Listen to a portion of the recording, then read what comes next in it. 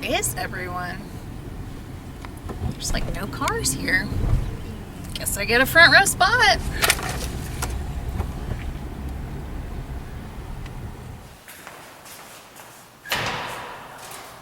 Hello? Hello? Where is everyone? This place is usually packed. Got my hand sanitizer, my mask, my coffee. I'm ready. There's no sign-in sheet? I already signed in online, so I guess that takes care of that. There's no name tags. Guess I'm not gonna get a hole in my sweater this year.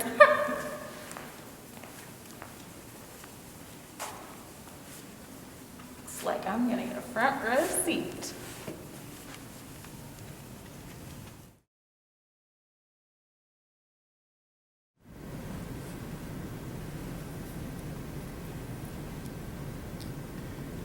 Good afternoon and welcome to our 13th annual TIPQC meeting.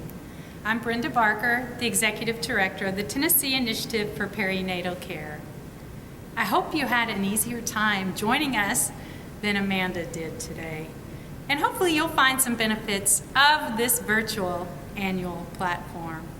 The annual meeting has been a wonderful opportunity to hear from others, to network across the state, to share the great work that you are doing. And hopefully this year that will continue, but also we hope next year that we'll be right here together again in Franklin, Tennessee. However, this year we will adapt, as always, our resilient team members and staff in using this opportunity to connect virtually. 2020 has been quite the year, but we're so fortunate to have such stellar hospitals and healthcare workers in Tennessee at the forefront of COVID-19, caring for our patients as well as our communities. We've had to adapt to this new world in nearly all aspects of our professional and personal life, and this virtual meeting is yet again another opportunity to show our resilience. We have 3 great days of education planned and hope that you can join us for as much of the conference as possible. Special thanks to our TIPQC team. You can see their pictures and names. You can also find them on our website under our team. Without their tireless effort, this meeting, as well as all the work we've done throughout the year in TIPQC, would not be a reality. In addition, special thanks to our TIPQC Oversight Board. You can see their names. I hope if you bump into them, you will also thank them for their needed guidance and support. At this time, I would like to provide some housekeeping notes and important features for you to navigate through this virtual conference. During our usual in-person meeting, we had many opportunities to network, to chat with each other, have conversations, and ask questions. While it may not be the same, we want you to be able to take notes, chat with each other, and make comments throughout the meeting. Ask questions by clicking the blue Engage plus symbol that's located at the top right corner of your screen. If we're not able to answer all of those during the sessions, we will try to follow up on all of your questions and send out the responses. In addition, if you need some help, click on the green Help button located at the lower right hand of the tech support. We would also like to encourage you to connect with TIPQC on our media platforms, Twitter, Instagram, and Facebook. It's always encouraging for the teams at home. It's encouraging for us to see all that you are learning, and we encourage you to use the hashtag TIPQC2021 when you share your thoughts during this event. We ask at the end of today's session you complete the conference evaluation to give us feedback on your virtual experience so we can certainly try to improve for tomorrow. None of our presenters have anything to disclose for CME purposes. CME will be available at the end of each day. Please visit the CME file to learn how you can claim yours. Special thanks to Vanderbilt University Medical Center for providing these at no charge to participants. Unfortunately, just in December, we found that our CNE provider is no longer able to provide those credits for us.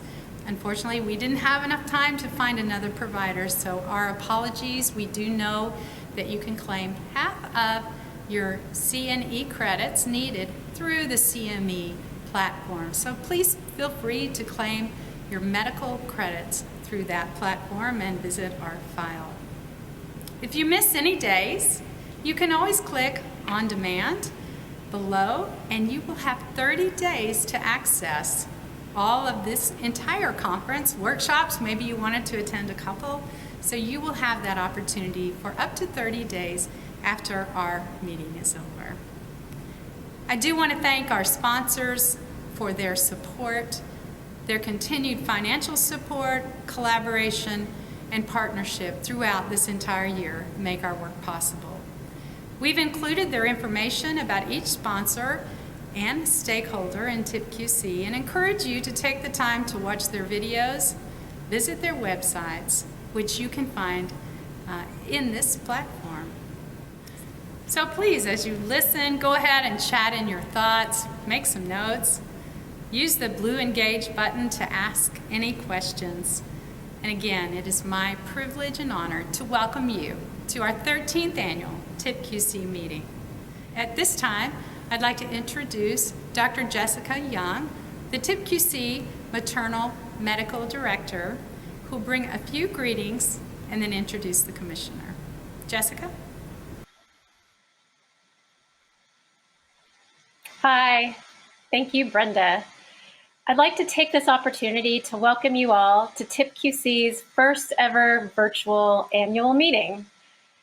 COVID has presented many challenges, and I think it speaks volumes about the spirit of this organization and all of our teams that despite the challenges of a global pandemic, TIPQC and these organizations and teams were able to keep working and keep doing a lot of quality improvement work despite these challenges.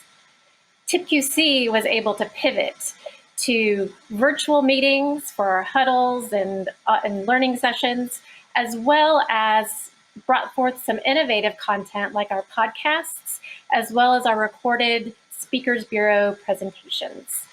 A big virtual round of applause to the hospital teams out there who continue to do quality improvement projects despite facing the challenges of staffing, hospital surges, and just generally navigating a global pandemic. I'm continually impressed by all of your work and your passion for improving the health and well-being of pregnant people and their infants. I'm really honored at this point to introduce our Commissioner Piercy. Dr. Lisa Piercy is the Commissioner of the Tennessee Department of Health. She's a pediatrician with a child abuse specialty, and she spent a decade in health systems operations and as the Executive Vice President of West Tennessee Healthcare before joining the state as the Commissioner. Dr. Piercy has led Tennessee through our fight with COVID-19, and we are grateful that she was able to take time out of her busy schedule to join us today. Please welcome Commissioner Piercy.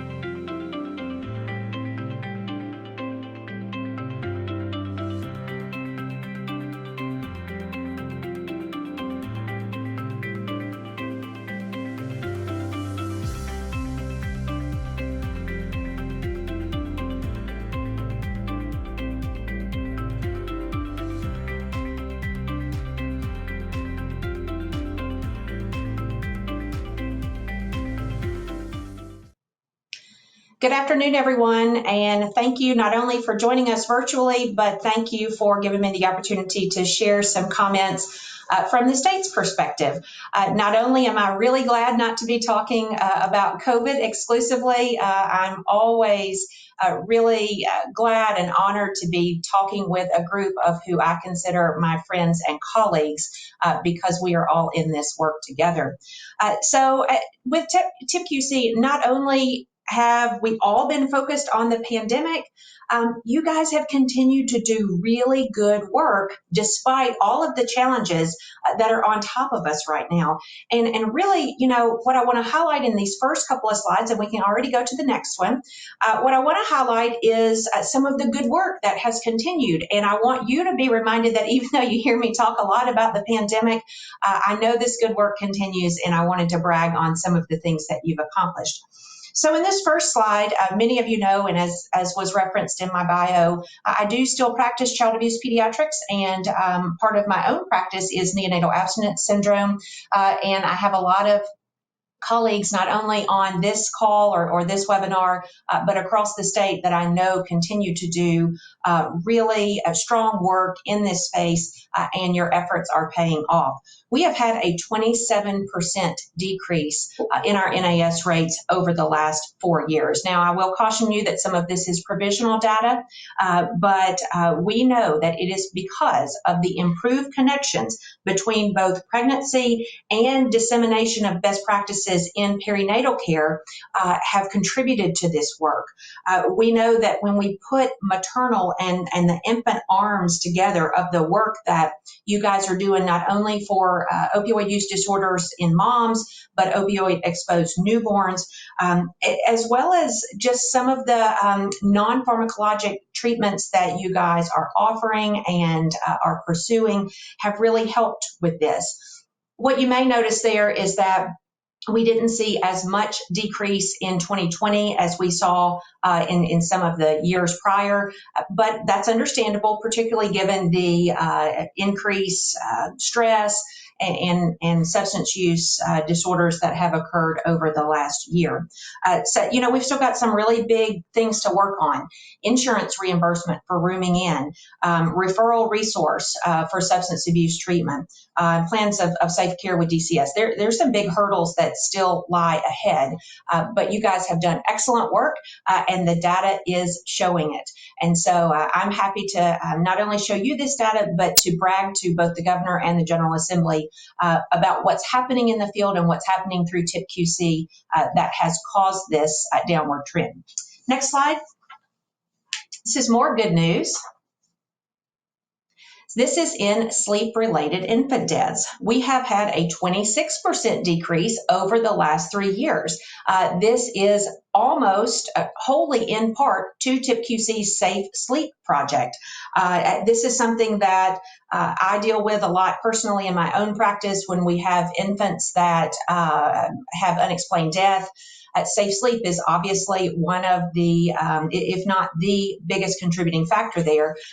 And so I want you to know that your efforts are not unnoticed, and they are really causing a lot more kids to be alive and well. I remember a statistic that Dr. Morgan McDonald says sometimes. This means these statistics mean that there are actually more kindergarten classes than would have been had you not done this work. So there's enough for an entire kindergarten class, or perhaps even multiple ones of them, that would not have been there had it not been for this safe sleep work.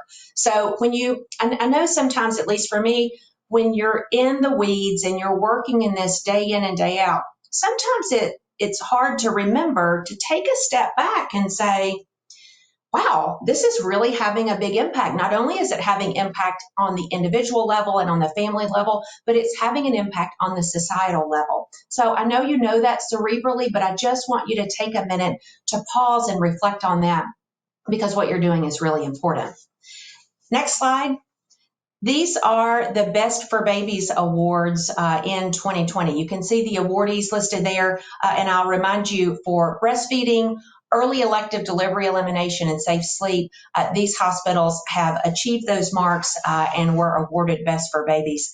Some of these facilities listed here have been working very, very hard. They all have been working very hard. Some of them are new to the list and are coming on and doing really good work for Best for Babies, because we know when that behavior is modeled in the inpatient setting and in the newborn nursery, they're much more likely to replicate that behavior when they go home.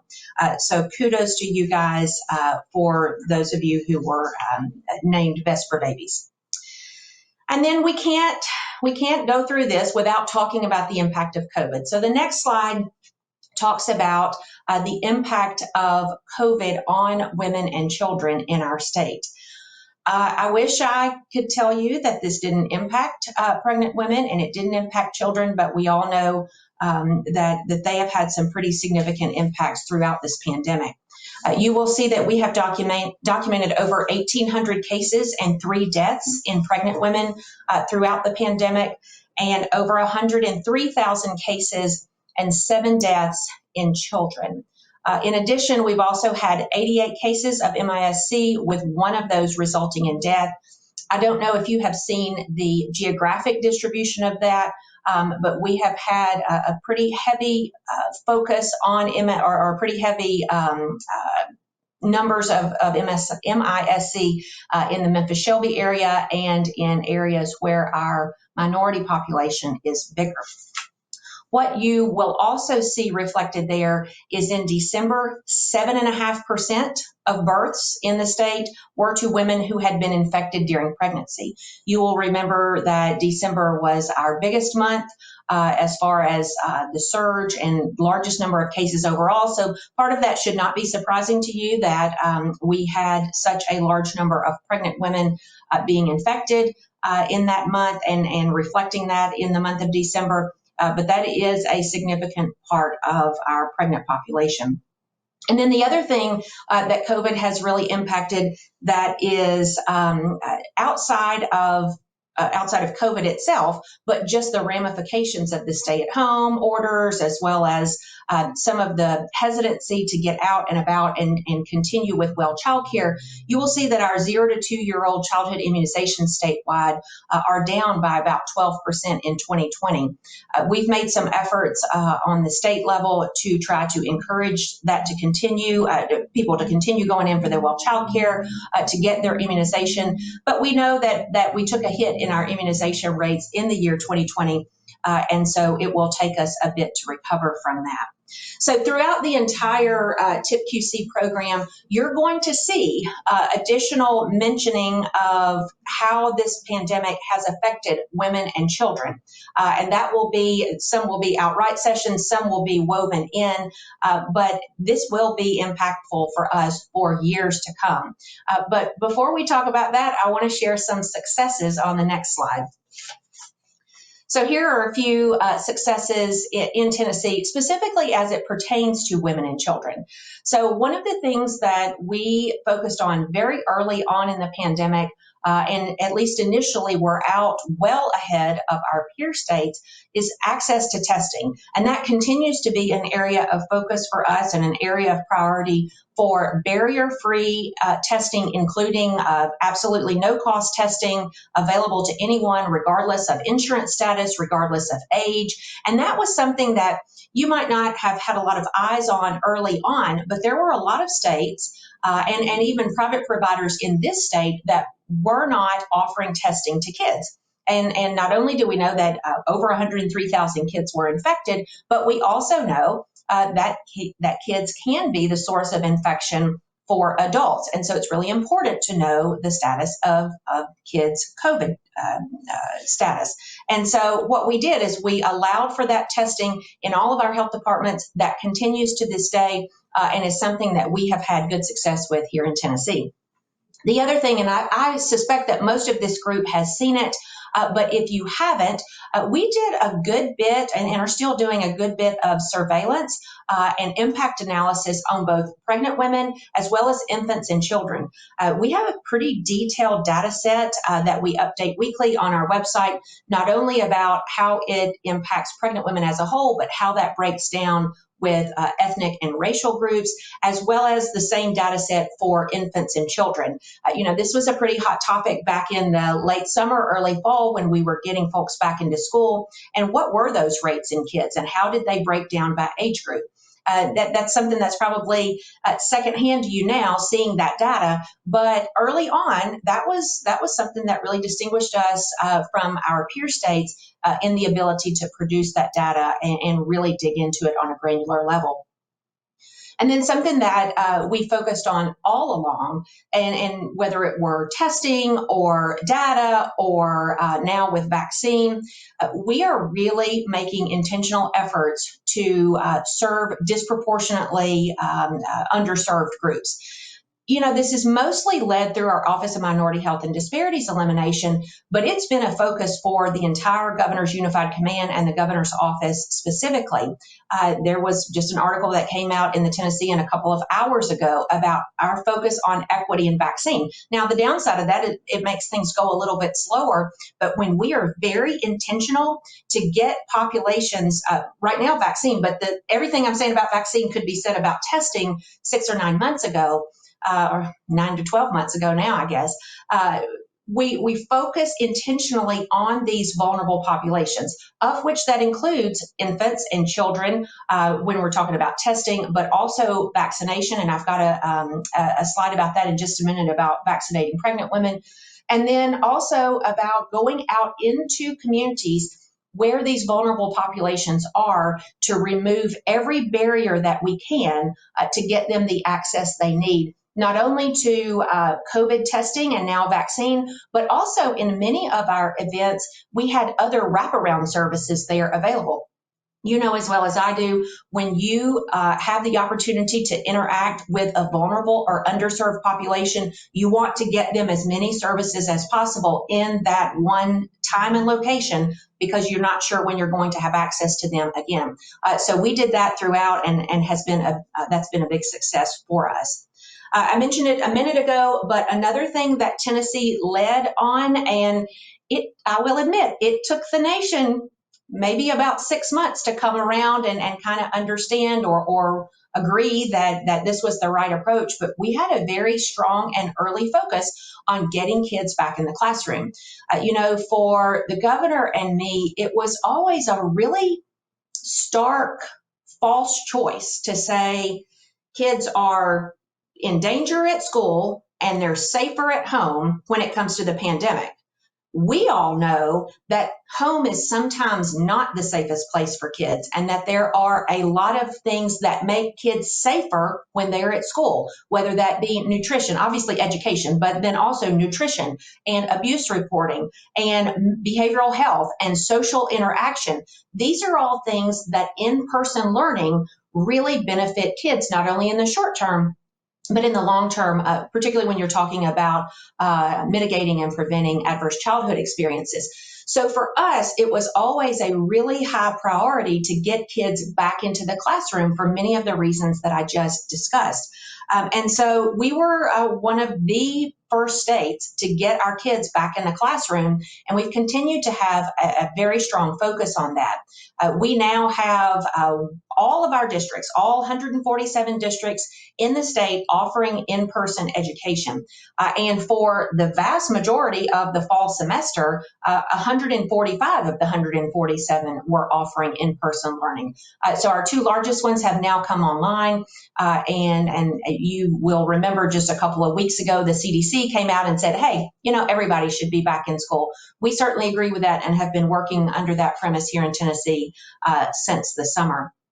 And then I mentioned it a minute ago about vaccine phasing, and we can go ahead to the next slide and I'll tell you more about how we're dealing with pregnant women in our vaccine phasing. So I'm sure most of you have seen this graphic. We've got it in 2 or 3 different forms.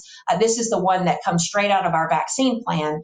And with our last update to the plan, which happened a couple of weeks ago, we added pregnant women to the 1C population. So just to give you a little level set, and I'll also tell you something for the first time publicly that nobody else has heard before, but we are currently in 1B and 65 plus. So we sort of have this dual age-based and risk-based approach to vaccination phases. So right now we're in 65 plus and 1B, but what you're hearing for the first time publicly that I will announce at my press briefing later this afternoon is that we are moving to the 1C population effective Monday, March 8th. So that does include pregnant women, and that's the addition that we made in our plan update a couple of weeks ago. Because I'm sure most of you, if not all of you, are familiar with kind of the nuance that pregnant women aren't officially included in the FDA EUA, but there is a significant amount of not only data, but also encouragement from ACOG and others to get pregnant women vaccinated. So not only do we include 1C for pregnant women, but also household contacts of those, because sometimes even if mom can't or doesn't want to get vaccinated, we can protect those in her home and are more likely to have protection of mom in somewhat of an immunocompromised state during pregnancy. So you will see that has been added to our 1C population. And again, we will be moving that statewide to that phase on Monday. The final slide I have is about what's next and what are we looking at going forward. Wow, resiliency is something we've really all had to learn a lot about during the pandemic, whether it is with our own children and how they've dealt with being out of school and being away from their friends. It's taught us about resiliency in our workplaces and how do we still get the work accomplished when we aren't able to look at each other in the eyes, at least in person. And how do we build a more resilient society around these children who may have been exposed to some things that they wouldn't have otherwise been exposed to, whether that's behavioral health trauma or physical trauma, lots of the different things that I talked about when I mentioned false choice, reduced nutrition, access to nutritious food, or parental stress from unemployment.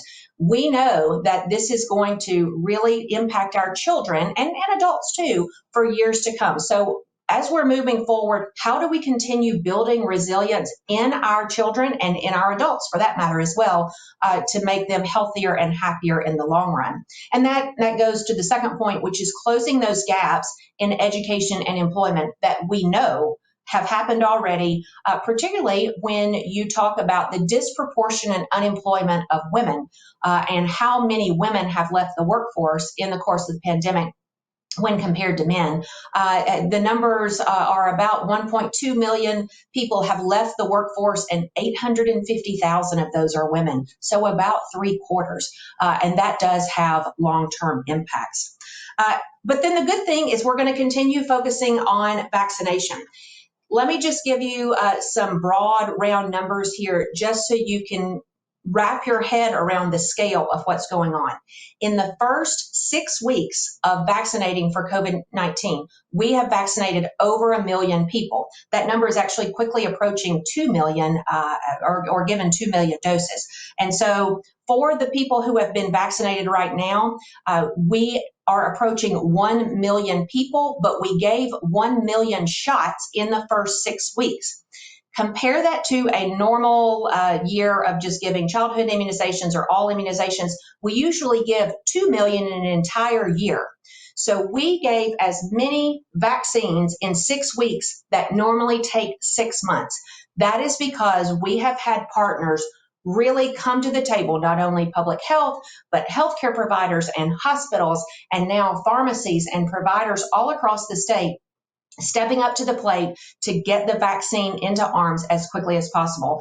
From my perspective, at least right at the very moment, there is no more important word. And then learning from our experience. My goodness, if you haven't done it already, I would challenge you to just physically jot down what are the things that you have learned during this pandemic. Not only for yourself personally, some of us, there were things going around on social media several months ago. Some of us learned to do our own nails or color our own hair. We've learned things that we didn't think we would have to learn. But in a more serious nature, what if we learned organizationally? What if we learned as a state? And what if we learned sort of as an industry and as a sector of those focusing on maternal and child health? We've also learned some things that were not so pleasant, like how the public trusts or doesn't trust public health and healthcare providers. And we've also learned things that we knew were there, but I guess we kind of thought we were getting better at them, but this has highlighted the impact of disparities and health disparities and has brought that to the forefront that we've got a lot more work to do. But I'm confident that all of the skills and all of the things that we have learned in this pandemic will serve us in the future. And so now the responsibility lies with us to take those lessons that we've learned and put them into action, not only for improved health of our society, but specifically for moms and kids. So thanks so much, everybody. Thanks for what you're doing. So many of you have reached out with support, and the team and I are grateful for that, but we're more grateful for the work you're doing, so keep it up. Thanks so much. Thank you, Commissioner Piercy. We are so grateful for you and your team, especially your leadership during this pandemic. We really appreciate all you do. I'm Anna Murad. I'm the Infant Medical Director for TIPQC, completing my 2 years in this position, and I've been so proud of our teams during this pandemic, just really continuing the work that they've been doing. We launched a Safe Sleep project with 14 participating teams that include both the NICU and the newborn nursery. We also completed wave 1 of our opioid exposed infant project with 18 participating teams, and embarking on wave 2, where we're going to combine the infant and maternal teams, which will be an amazing project. Over the course of the next 3 afternoons, we are excited to have our teams share their work and hear more from our expert speakers. Also new in the virtual format, you're going to hear the poster presentations in a little bit of a different format. So first up with the presentation, let me introduce Stephanie Elston from Hendersonville Medical Center, who's speaking on interventions to increase exclusive breastfeeding rates in the Well Baby Nursery. Stephanie?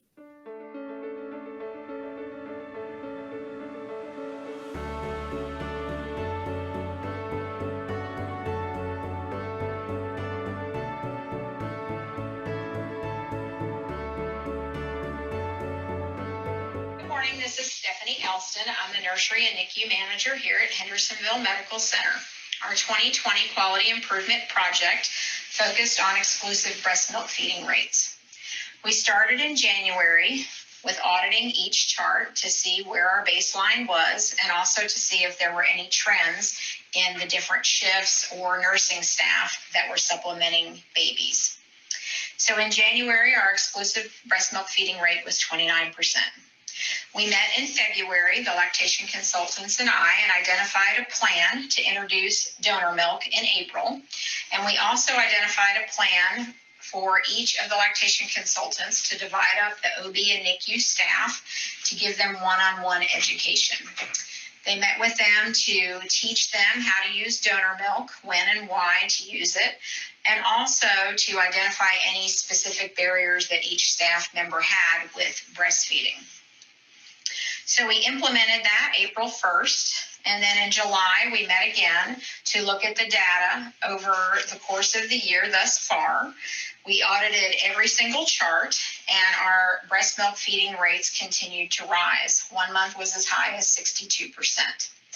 So in July, we went back and looked to see if there continued to be any trends in the shifts or nursing staff, and we did continue to have specific nurses that needed to have some re-education. So the lactation consultants met with them one-on-one again. We finished out the year with a rise of 24% overall in our exclusive breast milk feeding rates. We averaged for the year 53%. Our future goals are to have the lactation consultants mentor 1 or 2 of the OB staff per shift and 1 or 2 of the NICU staff per shift so that they can become our super users and be a resource for the rest of the staff when the lactation consultants are not available. We also have started our new hires job shadowing with lactation so that they too can identify any early barriers or education needed to be able to be that resource when lactation is not available. Thank you. Thank you so much, Stephanie. As a reminder, we want to hear from you, so please submit your questions in the chat box. Click on the blue Engage symbol located at the top right corner of your screen. Type your questions in the chat section, and we'll try to answer as many as possible after our next presentation. So next up, we welcome Dr. Michael Warren. I've had the privilege of knowing Dr. Warren since his fellowship days at Vanderbilt and his time as the Tennessee Deputy Commissioner of Population Health. His legacy of quality public health work and visionary leadership are still evident here in Tennessee, from his work on the safe sleep and breastfeeding initiatives to the decrease in early elective deliveries and the new electronic registry for vital records, and those are just naming a few things. He is currently serving as the Associate Administrator of Maternal Child Health Bureau for HRSA, and we are fortunate to call him a friend for TIPQC. So without further ado, I'll turn this over to Dr. Warren.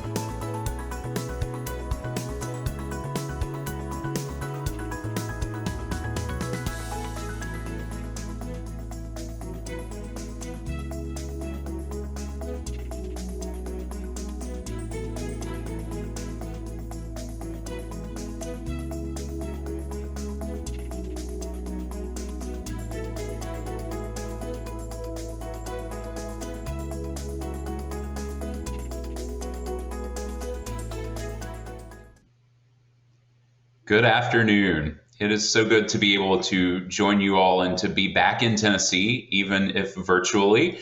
I'm not wearing a tie many days these days, but I did put on an orange tie just for you all. It is good to be back home with Tennessee folks and to be able to connect with you.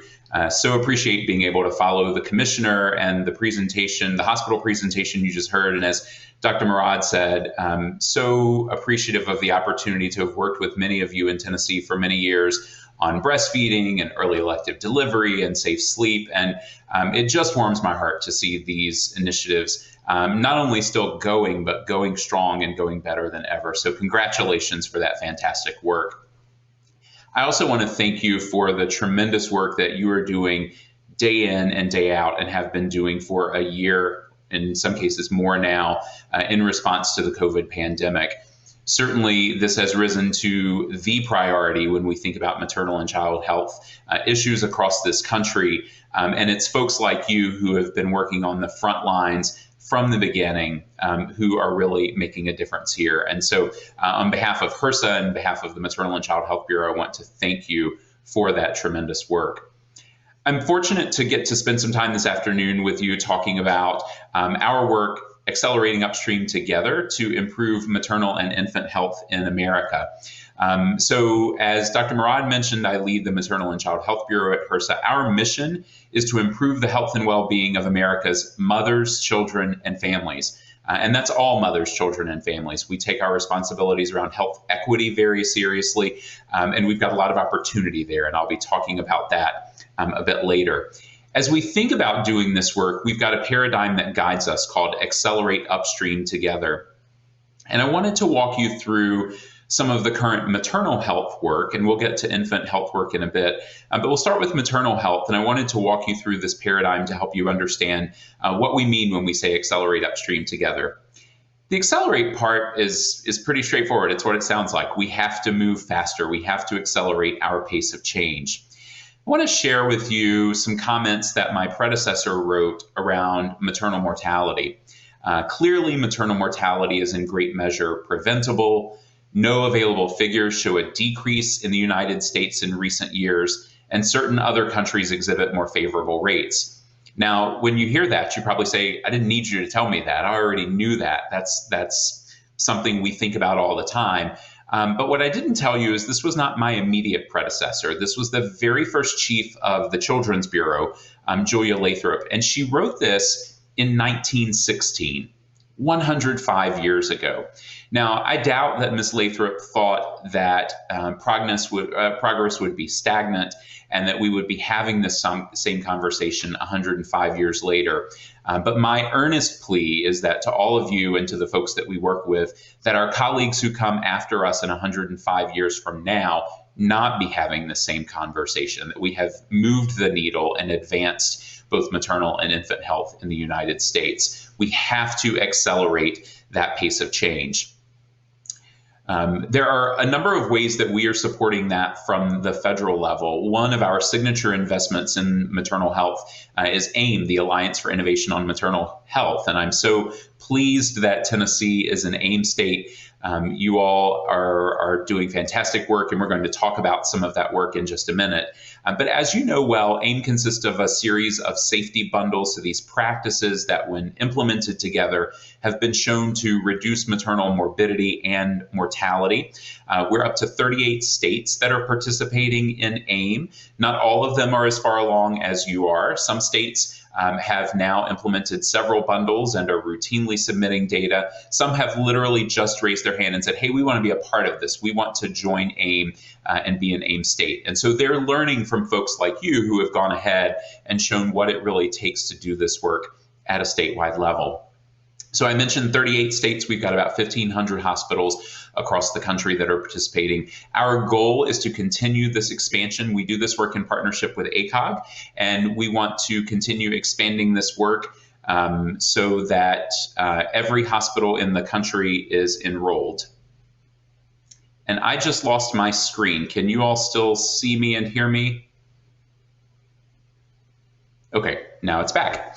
So when we think about AIM, I wanted to share just a bright spot, an example of what you all have done in Tennessee in terms of accelerating that pace of change. And you heard early on the significant burden of opioid use disorder, substance use disorder generally in Tennessee. So you all have identified that as a concern and really move forward with that and implemented an AIM bundle in response to that, which is exactly how we hope that AIM works.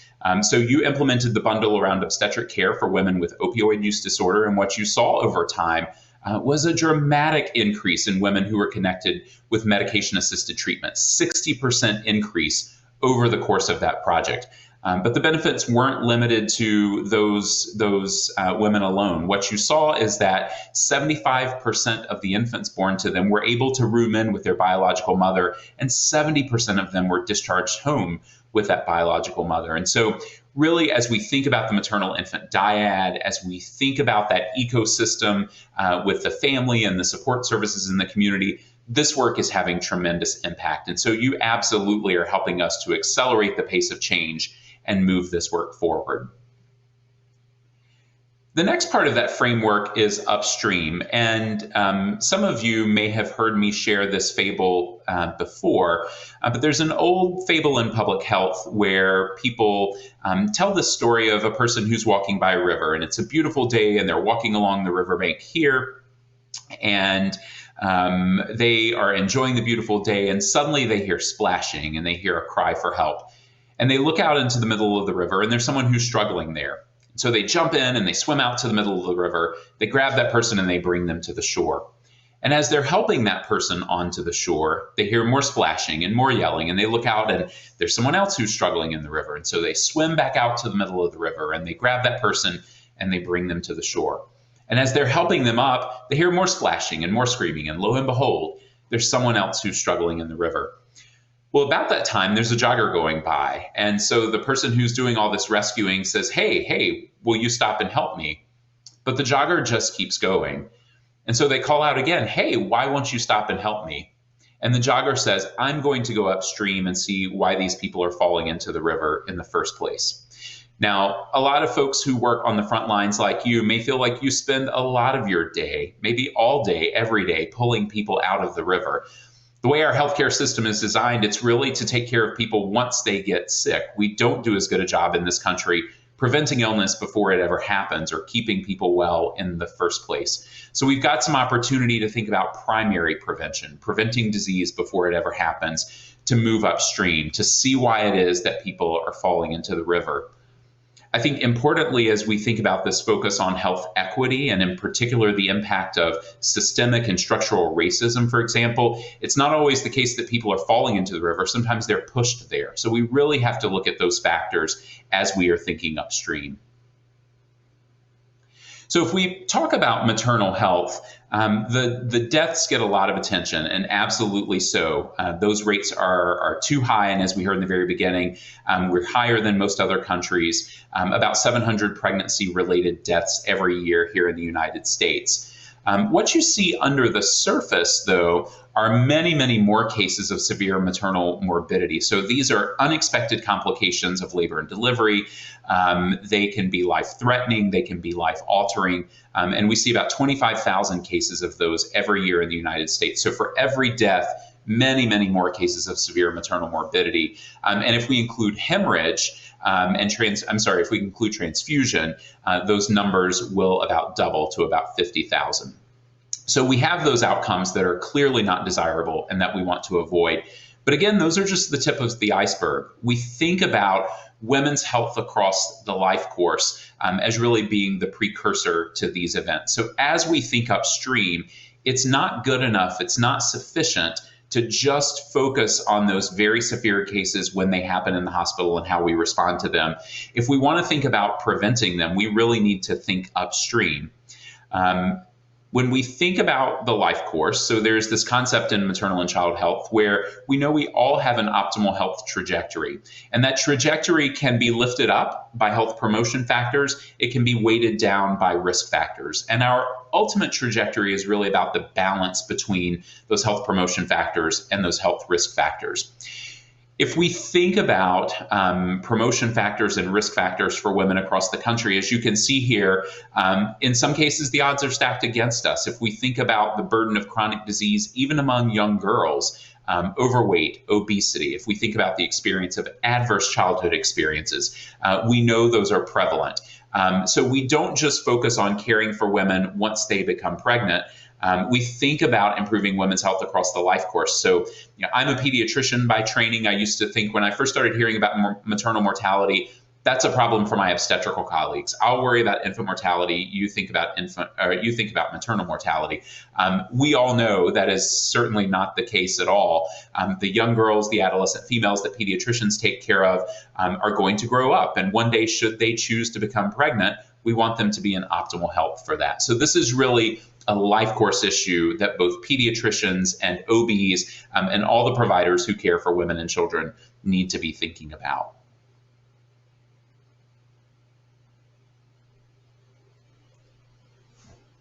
So when we think about what it is that influences health, and you have heard me and others talk about this before, healthcare is just one piece of that puzzle. So from a number of studies, we know that healthcare accounts for only about 10 to 20% of our overall health and well-being. Other factors like the communities where we live, those environments, health behaviors, policy, our genetic predeterminants, all of those taken collectively actually matter much more than clinical care. So when we think about improving health, if that is our charge, we have to think much more broadly about those other factors. And sometimes we talk about the social determinants, we talk about the structural determinants that influence health. Those social determinants are those environments in which people live and work and play and worship that influence their health outcomes. And those structural determinants are really those overarching policies or governing approaches that influence how people experience those social determinants and ultimately influence their outcomes. So this is where we start to think about things like policy, where we start to think about factors like racism and bias as coming into play. So if we're going to think upstream, we have to think about all of those factors and think about our role in addressing those. As we think about upstream, I mentioned earlier the need to think about primary prevention. And so I wanted to tell you about a couple of investments we have in this space at the federal level. Both of these are really roadmaps for preventive care. So as a pediatrician, I knew well about Bright Futures. This is a collection of guidelines, everything from recommended screenings and components of the physical exam to anticipatory guidance that we give to families. And it really gives a nice roadmap for preventive care. So when we think about improving the health of women across the life course, we think about those young girls, those adolescent females. This is a great tool for pediatricians to make sure they're optimally influencing health through those well-child visits. We have a counterpart to that in the women's health space called the Women's Preventive Services Initiative. So like Bright Futures, this gives a roadmap, but instead of children, this is really focused on well woman care. Both of these are available online. They're available to all of you and can serve as a resource to you in your clinical practice. Now, I mentioned when we were talking about upstream this notion of life course and this multi-generational impact. And I wanted to call out upstream work that you all are doing so well as you've really worked hard to make sure that you're reducing barriers to accurate, non-coercive contraceptive information and lowering unintended pregnancies and short interval pregnancy rates. Some of this work has been connected to the NAS work, and some of it is being done more broadly. But what you've realized in doing this is that this is not just about a provider having the information and sharing it with the patient who's in front of them. This really involves systems issues. So engaging pharmacies and thinking about the supply chain, revenue cycle management, thinking about what does it take to have devices on hand and how are you going to pay for them and are you going to be able to get them and then be paid later. Insurance policy changes to make sure that there's actually coverage to match what it is that's the desired practice you want to do in the clinical setting. So you all have done fantastic work. And as you can see in the chart on the right, you've really accelerated this work and moved upstream in doing so. The last part of this paradigm, Accelerate Upstream Together, is together and how we think about doing this work in partnership. We as a federal agency certainly don't do this work alone. We rely very heavily on partnerships with the states. And you heard earlier from Dr. Piercy, you're going to hear later from Dr. McDonald, both with the Tennessee Department of Health. We have fantastic partnerships with the department. One of our largest grants in our bureau is the Maternal and Child Health Block Grant. Tennessee gets one of those block grants, and nationally the block grant has tremendous reach. So as the backbone of the public health service for mothers, children, and families in this country, we reach 92% of pregnant women, 98% of infants, and 59% of all children through the block grant. And that estimate for children includes children and youth with special health care needs. Block grants are a bit unique, so they're different from categorical grants. For some of you who are researchers, you know that you apply for a grant and you get a grant for a very specific purpose to do a very specific project. Block grants are different. I explain them sometimes as it's literally a block of money that we give to the states and say, do good things for maternal and child health with these funds. There are very few strings attached to these funds, and they're really meant to be a flexible source of funding for states to be able to address the needs of maternal and child populations in their state. So every 5 years, states do a comprehensive needs assessment where they look at the landscape in their state. They understand what the opportunities are, what the challenges are, what resources are there, and they outline priorities for the next 5 years.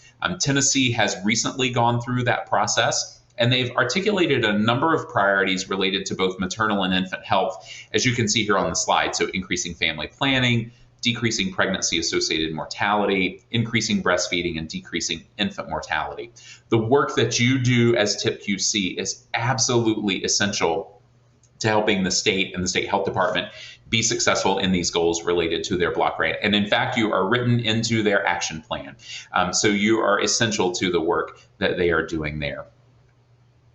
When we think about together, it's also important that we think about holding the people whom we serve at the center of this work. And so I want to share this fantastic campaign that is produced and supported by our colleagues at the CDC. You're going to hear later in the conference from my colleague and friend, Dr. Wanda Barfield at the CDC. Her group has produced this.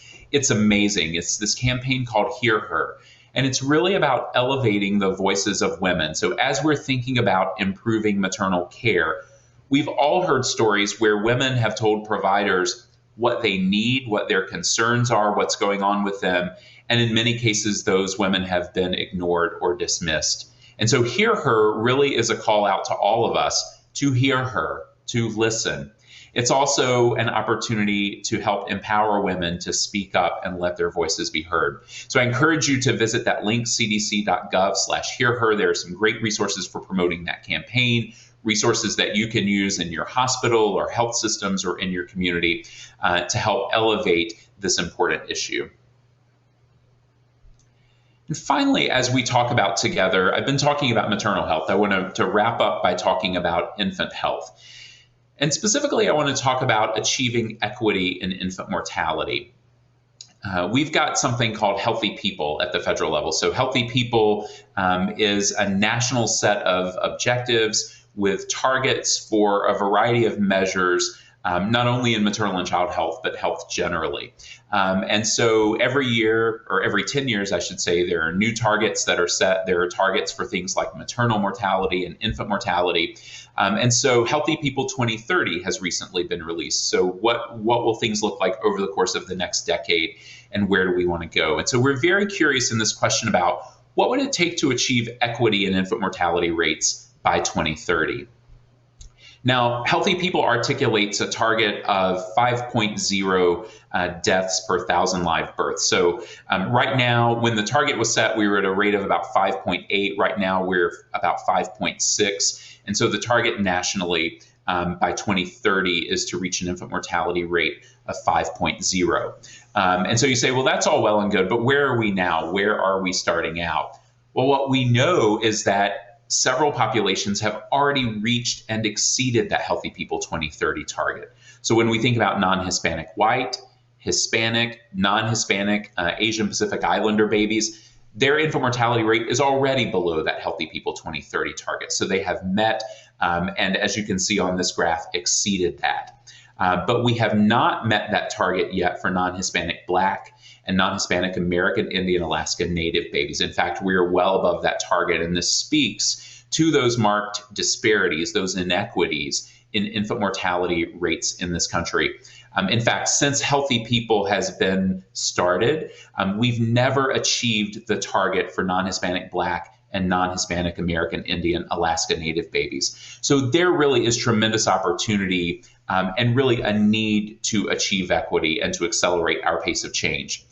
So we realize that if we meet the Healthy People 2030 target for Black and American Indian Alaska Native babies, that would be huge because we've never met those targets. But it also means that the inequity is going to persist because, as you can see, the other populations listed here have already met that target. And there's no reason to believe they're not going to continue to improve. In fact, we want all of those categories to improve. So if we just meet the target for the Black and American Indian Alaska Native babies, there still will be a gap. And so we have to ask ourselves, what would it take to get to equity? So our folks crunched the numbers and projected out where the non-Hispanic white babies would be in 2030. And we think that's going to be at a rate of about 4.0 deaths per 1,000 live births. And so really our question is, what would it take to get everybody to that rate of 4.0? Now, ultimately, as we think about this, we want to prevent every death possible. So if we were able to go well past 4.0, that would be great. We think 4.0 at our current point is aspirational, but at the end of the day, we want to prevent every infant death that's possible. And as we think about this notion of disparities, we know that the disparities are long-standing and they are persistent. And so we have to accelerate our work to save additional Black and American Indian Alaska Native babies now if we're going to achieve equity. I wanted to share this quote by Dr. Barfield. I mentioned her earlier. Dr. Barfield once said, "We're not there until we're all there." And so as we think about this notion of achieving Healthy People 2030 targets, if we hit that target, but we don't all hit that target, then we've missed the boat. And so that's really what's driving us to do this work moving ahead. So what would it take to get to equity by 2030?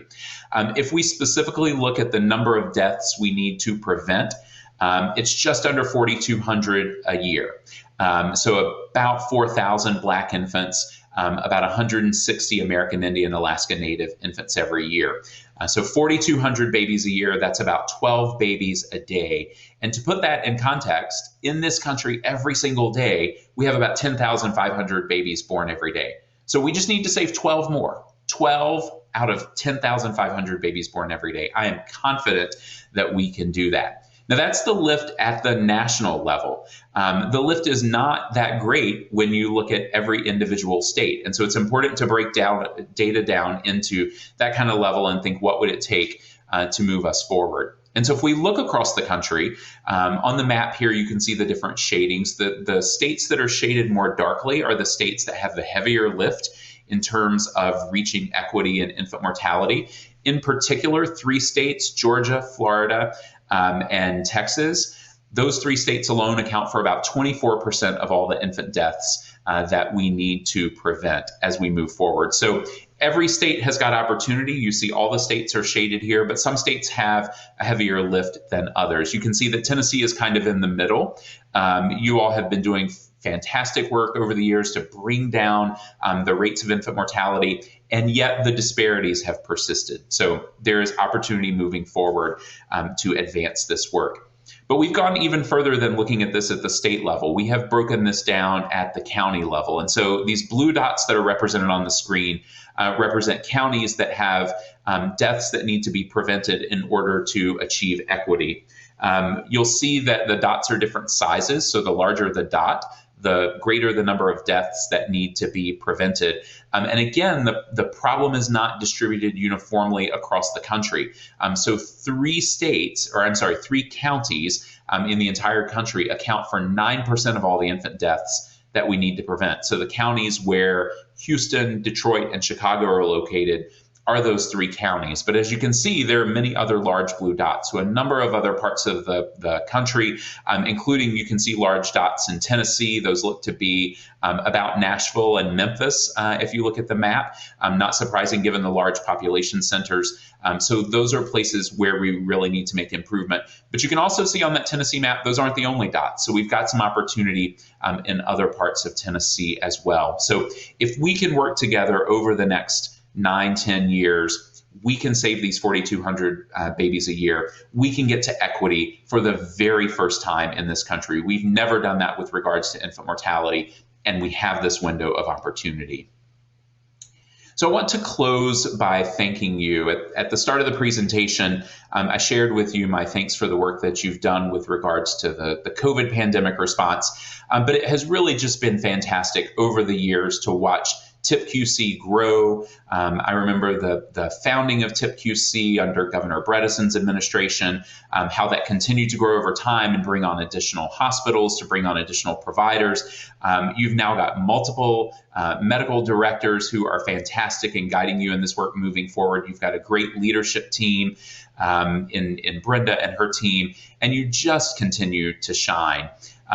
We're certainly very interested in DC at what's happening at the national level, but the reality is nothing happens at the national level that doesn't start locally first. And so if you think about your work and how it's like gears in a machine, those gears at the lower level have to turn first. So change has to happen at the local hospital level. So that breastfeeding work that you heard about just before I started talking, if that hospital isn't showing up every day thinking about how they promote and support breastfeeding, we're not going to see improvement at the national level. And when the hospitals across the state start to think like that and they learn from them and they start to replicate those practices, you see change start to happen at the state level. And then multiple states do that, and you see change at the regional level. And ultimately, that drives change at the national level. But what's so important to know is that national level change does not happen unless all of you are coming to work every day and doing the fantastic work that you are doing.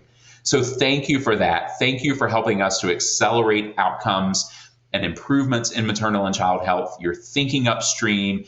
You're doing that together in partnership with other providers, with folks in the community, with public health, with families at the center of this work. So thank you. Thank you for allowing me to join you today. And I look forward to being able to talk with you for a few minutes. Thank you so much, Dr. Warren. That was an amazing talk. So I neglected to mention earlier, if you have questions for the poster presenters, we are happy to take those in the chat box and connect you with those poster presenters after the presentations. But first question for Dr. Warren came through the chat. And let me read it so I get it right, because I promise I did not write it, although it's dear to my heart, and I think it's a great question. With the reviews of COVID antibodies, pregnancy and lactation for babies, along with the benefits of breast milk in early years, its coverage of human milk in the federal and national level a priority for you. And they also said nice tie. Thank you. It's the Tennessee orange again coming through. So certainly making sure that babies get human milk. You all have known me. This was a priority for me in Tennessee, and we did this work. Thinking about breastfeeding at the national level has been an important issue for us and continues to be. So many of our states are focusing on this through our MCH block grant. We support breastfeeding through our home visiting programs, through Healthy Start, Bright Futures. Includes components around breastfeeding as well. So absolutely a priority for us. I'd love to think more about this issue of human milk and the specific question that you raised. So I'm actually going to ask Dr. Murad to share that with me via email so we can look specifically into that in terms of providing human milk. And I know you all have been doing some fantastic work of standing up the milk bank and thinking about the milk depots in Tennessee and getting that work moving. So I don't want to speculate on specific coverage issues without knowing a little bit more about that. But absolutely making sure that babies get human milk is a priority for us. And I think that having that priority is probably the first start. That's amazing. So another question, what role do you see? You talked a lot about health equity. What do you see for the perinatal quality collaboratives? What specifically do you think we can do to help with the health equity issues? You know, I have learned, and I probably learned it from TIP-QC a long time ago when the quality improvement work was first getting started, this notion of what gets measured gets improved. And you all model this so well as you think about the outcomes that you look at for your particular projects and measuring those across the life cycle of your project. What we don't often do, and I'm going to say we generally, because there are some folks who are starting to do this work, but what we don't often do is to stratify that data. So we talk about performance across a population of patients. So if we think about breastfeeding initiation, for example, and we're doing this improvement work in a hospital, we often talk about how did all of our patients do collectively and how did we improve? And that's important, right? We want to see that number moving in the right direction.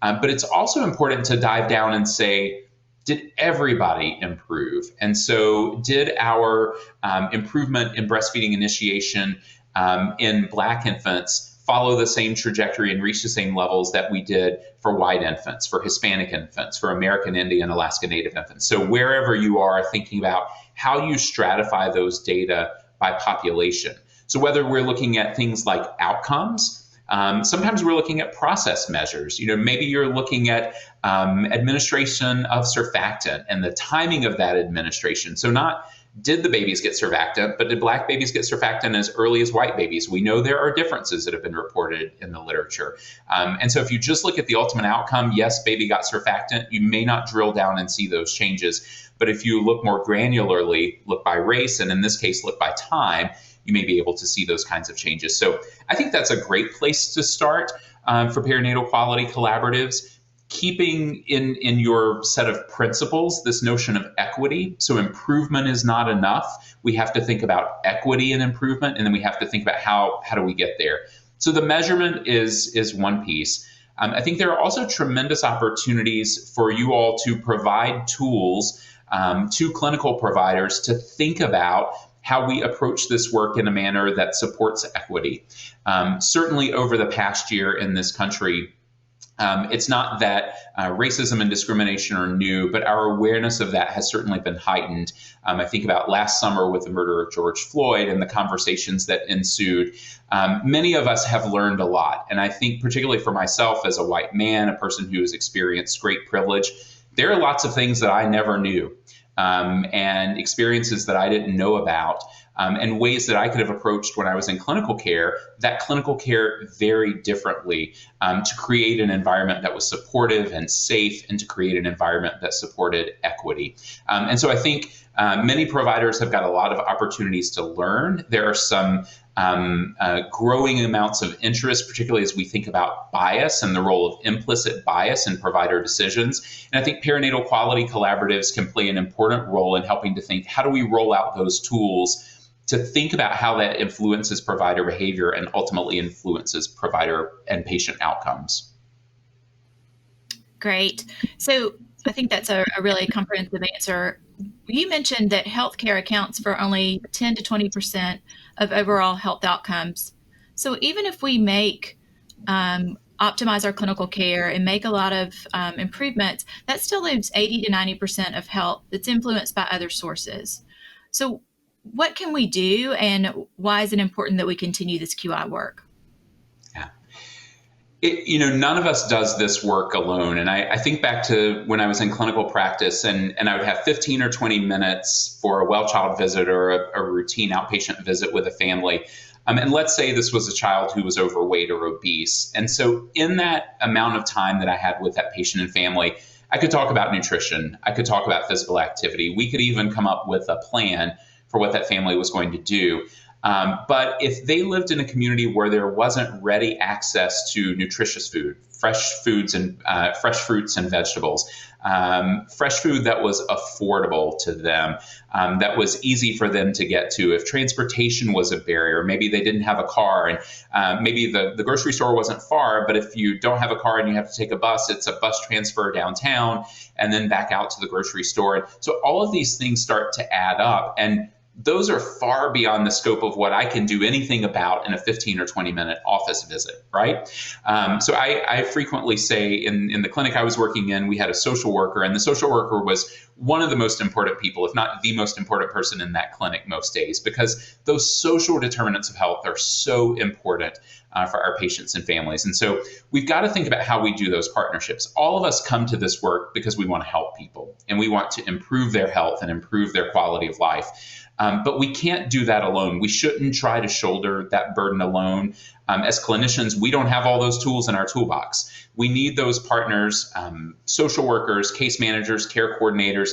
But even beyond that, we've got to think about community partners. So when we start to think about things like, how do we increase physical activity in communities? Most of us don't know how to build greenways or sidewalks or don't understand zoning laws.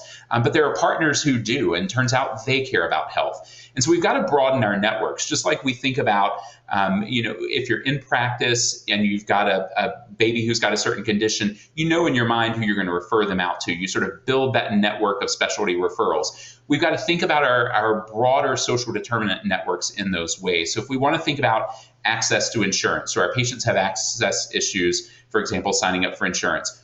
Who do we know at TennCare? Who do we know in community organizations that help people sign up? If we've got families that are having difficulty with transportation, who do you know at Metro who can help think about bus routes and availability of vouchers to help people get transportation?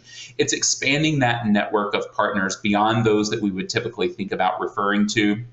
I think we have to think differently about how we train folks. That historically has not been a part of medical or nursing training. We've got to think about how we equip folks with the tools, not to be able to answer all those social determinant questions on their own, but to know who to reach out to and to do that.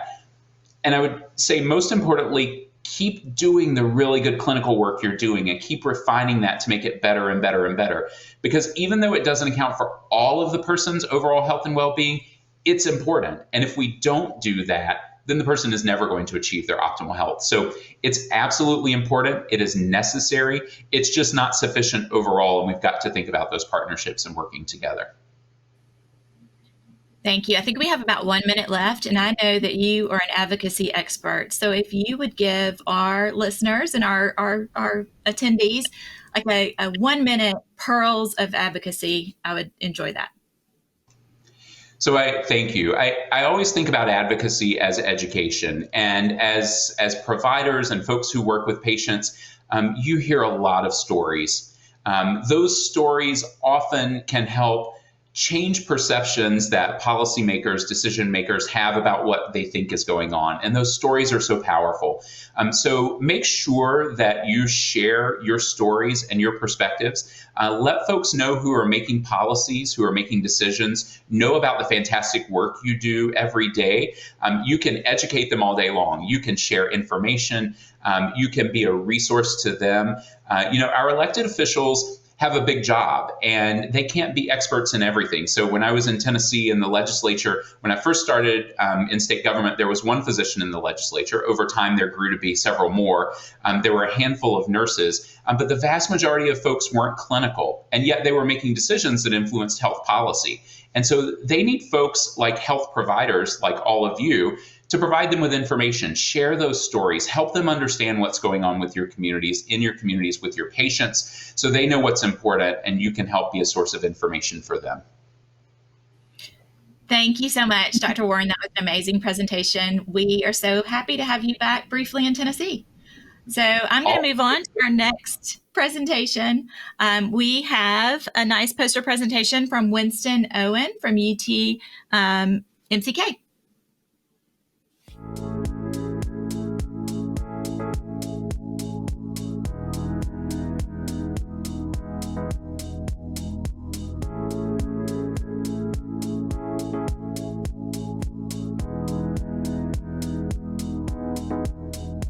Hello, everyone. My name is Winston Owens, and I'm an undergraduate research assistant in the Graduate School of Medicine in the OBGYN department. I will be graduating from the University of Tennessee in the spring of 2021 and have been on a pre-med track to start medical school in the fall of 2021. Today, I will be discussing my quality improvement project titled Investigating Implicit Bias as a Barrier to Sterilization. Implicit bias and disparities in healthcare have been well defined. In light of recent unacceptable events that have occurred over the past year, our team has been motivated to analyze the impact of our own implicit bias. We wanted to investigate to see if implicit bias had influence on a patient's ability to obtain desired sterilization during delivery hospitalization. To assess this potential impact, patients' self-identified race was added to an ongoing contraceptive initiative which is aimed at reducing barriers to desired sterilization during delivery hospitalization.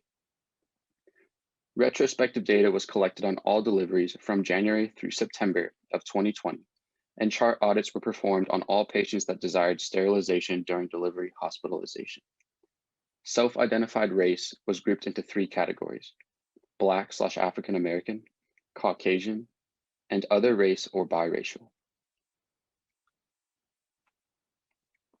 During the project period, 450 women were identified. 75% were able to obtain their desired sterilization, while 25% were unable to receive this procedure. Of the women identified, 5% were Black/African American, 83% were Caucasian, and 12% were another race or biracial. Black/African American women obtained their desired sterilization during delivery hospitalization at a rate of 68%. Caucasian women at 75%, and other race or biracial women 74% of the time. There was not a statistically significant difference in the ability for women to obtain desired sterilization based on their race, though we note that Black women were 7% less likely to obtain their desired sterilization during delivery hospitalization. With Black women making up a small sample of our population, it is impossible to say if the difference would have been significant if we had had a larger sample. We hope to continue to collect and analyze data over a larger period of time to determine if there is a true statistically significant difference in access to desired sterilization during delivery hospitalization among Black women. We recognize that despite not having statistically significant findings, we need to determine if there is a cause other than race for this disparity. Thank you very much for your attention. Here's our entire team, along with the various institutions we represent.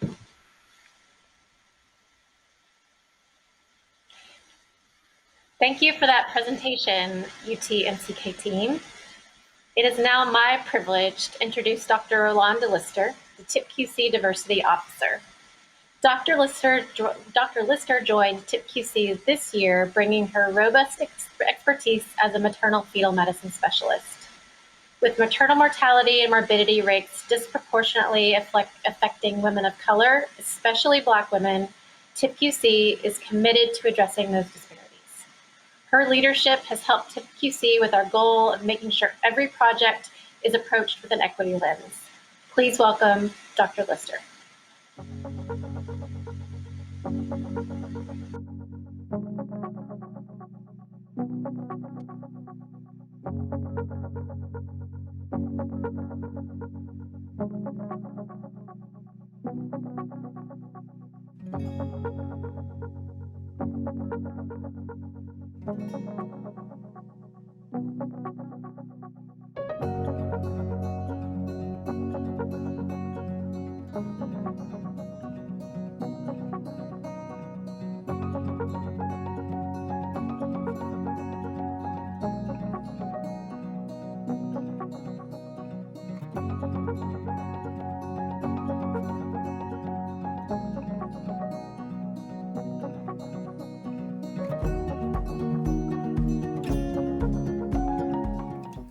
Thank you so much, Jessica.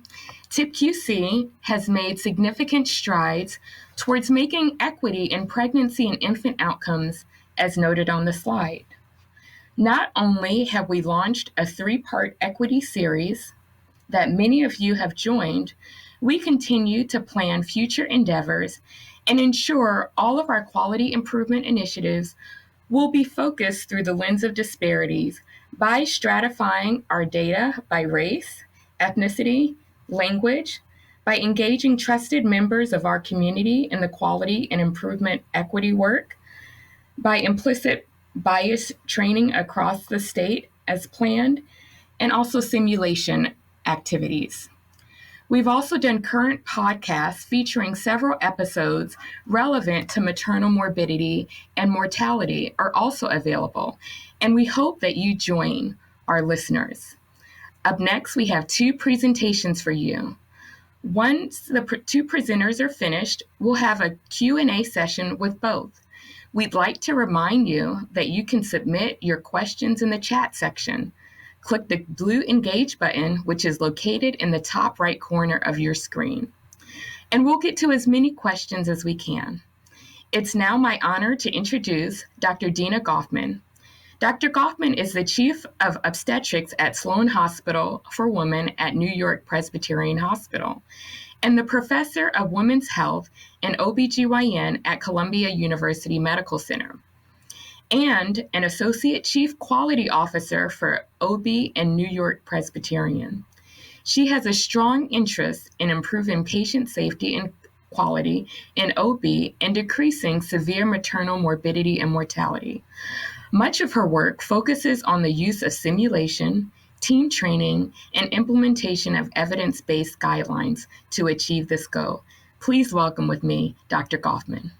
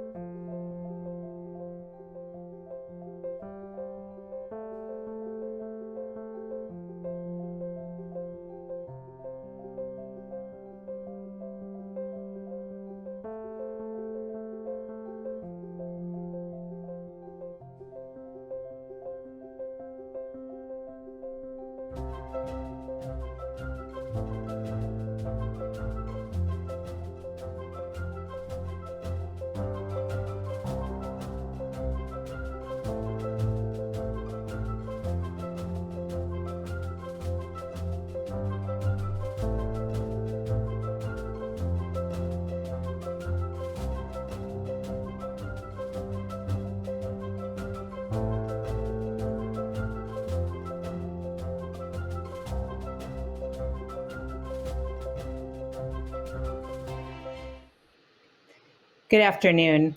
I want to thank the group that assembled this meeting. It's truly an honor and a privilege to be here with you this afternoon. And I look forward to a discussion followed by a Q&A around maternal mortality and race disparities. Hopefully we can all come away with some ideas of what we can do. And I know some of this has already come up in the time we've been together today.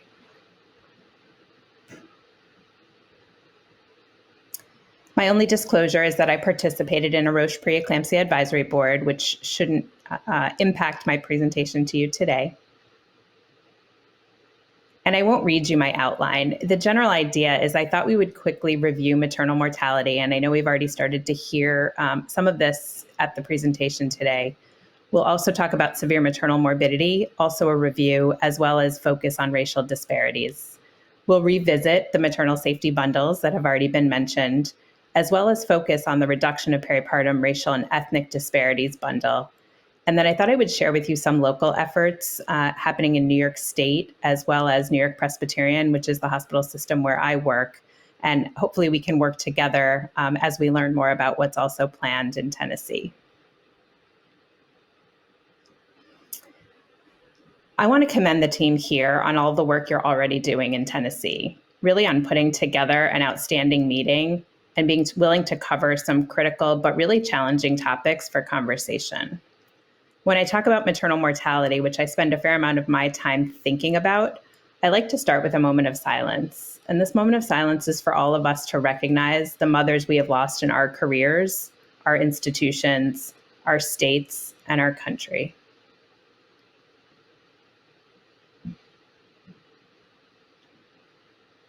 Thank you for doing that with me. So here on the screen, you see a presentation that was put forth by Nina Martin and ProPublica, really about the last person you'd expect to die in childbirth. And just bear with me as I sort of introduce this as the US having the worst rate of maternal death in the developed world. And we often think of these as about 60% or more being potentially preventable. And the first story I'll share is of the death of Lauren Bloomstein, who was a neonatal nurse and delivered in the hospital where she worked. And I think this illustrated a profound disparity. And the first disparity that I'll highlight is the difference between the healthcare system focusing on babies, but often ignoring their mothers. And that theme will come up as I work my way through the presentation, some of the things that have evolved over time, really where we don't focus on the mothers the way perhaps we could or should.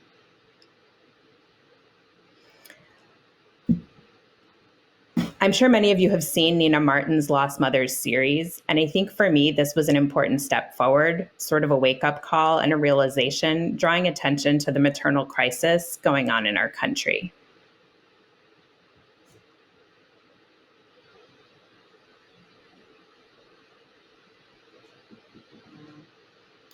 I always think it's important to start with a case. Those of you who've worked with me, whoops. Sorry, some technical issues with my forwarding device here. Bear with me as I get the hang of it. People who work with me know that I always like to talk about a case or a patient story to sort of ground us in the discussion that we're about to have. So here on this slide, I have images of 3 mothers who were lost as a part of the maternal mortality crisis. The image to the left is Lauren Bloomstein, who I mentioned on my previous slide as a neonatal nurse who died in the postpartum period in the hospital where she in fact was a NICU nurse. This occurred in 2011. In the middle, you see Kira Dixon Johnson with her husband as well as her older son. Her husband and her son both are named Charles.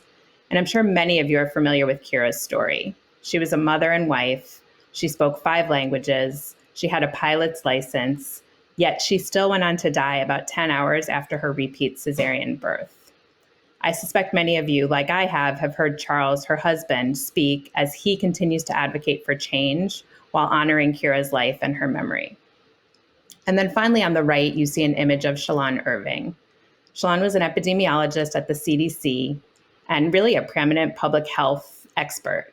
And despite all of her knowledge and her public health expertise, Shalon also died in the postpartum period, leaving her mom, Wanda, who's pictured in the photograph here, to raise her daughter, Salil Irving. And this image I like, it shows Shalon's picture on the wall behind her mother and her daughter. And I have to say that these 3 stories are but a few of the stories out there. And for me, in preparing to speak to you today, I have to admit that rereading these stories and thinking about these cases, as well as the countless others, really was difficult and sort of reinvigorated and reinforced with me the sentiment that we really have to figure out how to do better.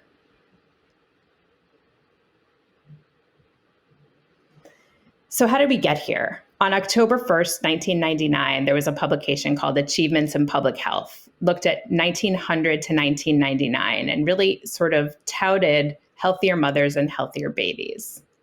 This celebrated some of the successes that I think we all know to be true in infant and maternal mortality, but also noted that since 1982 on this graph, there had been no further improvement in maternal outcomes, and also at this point started to note racial and ethnic disparities. I don't like to read too many quotes as part of a presentation, but I think the closing of this publication strikes me as I look back on it now. They say a thorough review of quality of health care and access to care for all women and infants is needed to avoid preventable mortality and morbidity, and to develop public health programs that can eliminate racial ethnic disparities in health.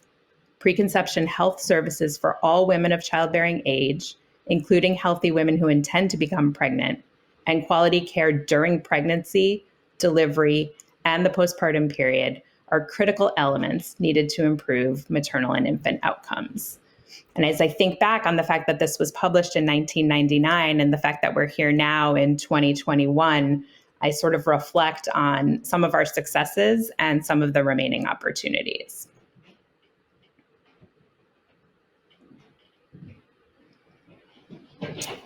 Here are another few landmark publications. These highlight the need to pay attention to the M in MFM, or the M in maternal child health. If you look at the top left-hand side of your screen, this was published in 1985 and talked about the M in maternal child health. The other two, for anyone who does OB in the virtual audience, people who practice maternal fetal medicine like Dr. Lister and I do, sort of recognize that there really has been a huge amount of attention in recent years. The two publications imaged here date to 2010 and 2013, really sort of asking ourselves, where is the M in maternal fetal medicine? How can we put the M back into MFM? And I think some of these efforts really have gotten underway, and I'll share some of the progress that we've seen over the years.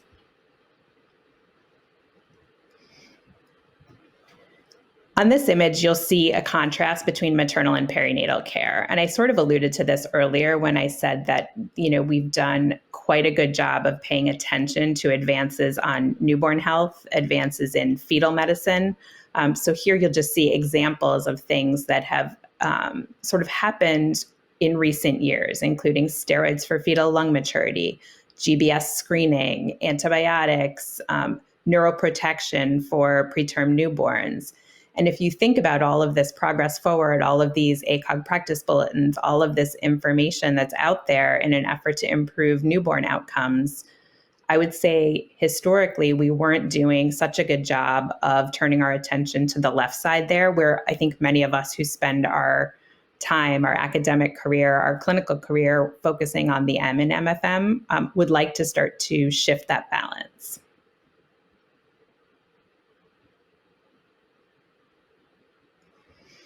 So I think to start to attack the problem, we really need to understand it. And one of the things that has happened over the years is really an improved ability to ascertain mortality. I think historically, one of the real challenges was an underreporting of maternal death. And to this end, there has been a checkbox about pregnancy added to the US death certificate. And this dates back to 2003. I think we've had some challenges with this. And again, we could have a whole talk about this. We're not going to spend a lot of time on it, but there have been variable uptake among states with using this. Some of the questions were not standardized. But I think we really need to certainly pay attention to ascertaining maternal mortality if, in fact, we're going to begin to impact it.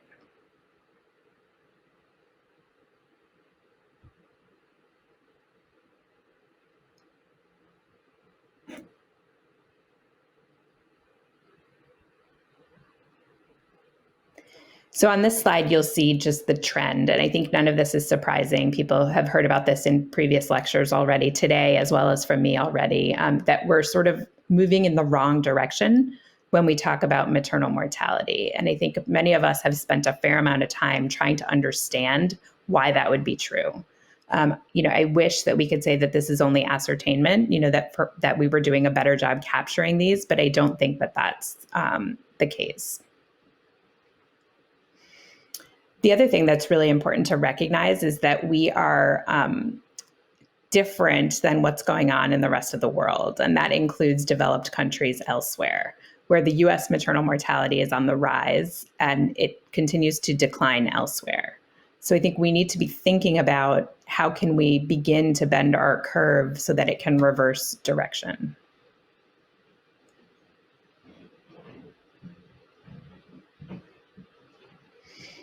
So where are we in the US right now? It's estimated that 700 to 900 women in the US die from pregnancy-related causes each year. So I think that's a really staggering number and sort of goes back to what Nina Martin did when she sort of tried to chronicle individual women, individual stories to sort of make this real for us. And when we look at these, certainly not every maternal mortality is preventable, but at least 60%, some say more than that, when you do a thorough review and a thoughtful review of the case, teams identify preventable causes or opportunities for intervention.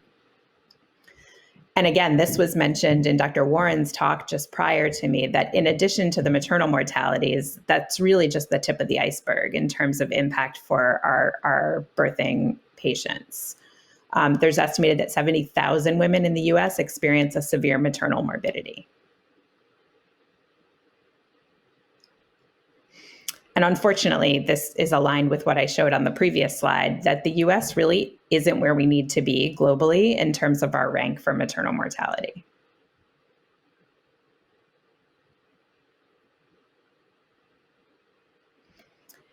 So I want to also turn our attention, and this has already come up multiple times so far, to the racial and ethnic disparities in maternal mortality. So if you look at this slide, you see that there are, drastic differences, and this slide really highlights non-Hispanic Black women as having disproportionate impact of maternal mortality. And again, people have just in recent years begun turning our attention to it, talking about it. In addition to putting the M into MFM or the M into maternal child health, SMFM has pursued active efforts to putting the M back in MFM, but also to recognizing, reducing, and addressing racial and ethnic disparities. So what you see on the screen here is a publication that came out of a workshop at SMFM in 2016. This special report was published in AJOG, which is our gray journal, and provided some recommendations to begin to improve clinical care, as well as to identify research gaps. So essentially, I would just summarize sort of the introductory part of this and say that there are two major problems in the US. Mothers are dying more frequently than elsewhere. Whoops.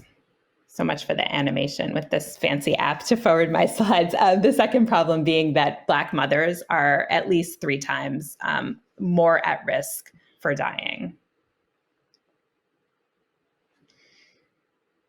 And I know we have a mixed audience here. We have, team members that focus on newborns or the infants, but I think it's impossible for sort of this maternal crisis to have escaped everyone's awareness.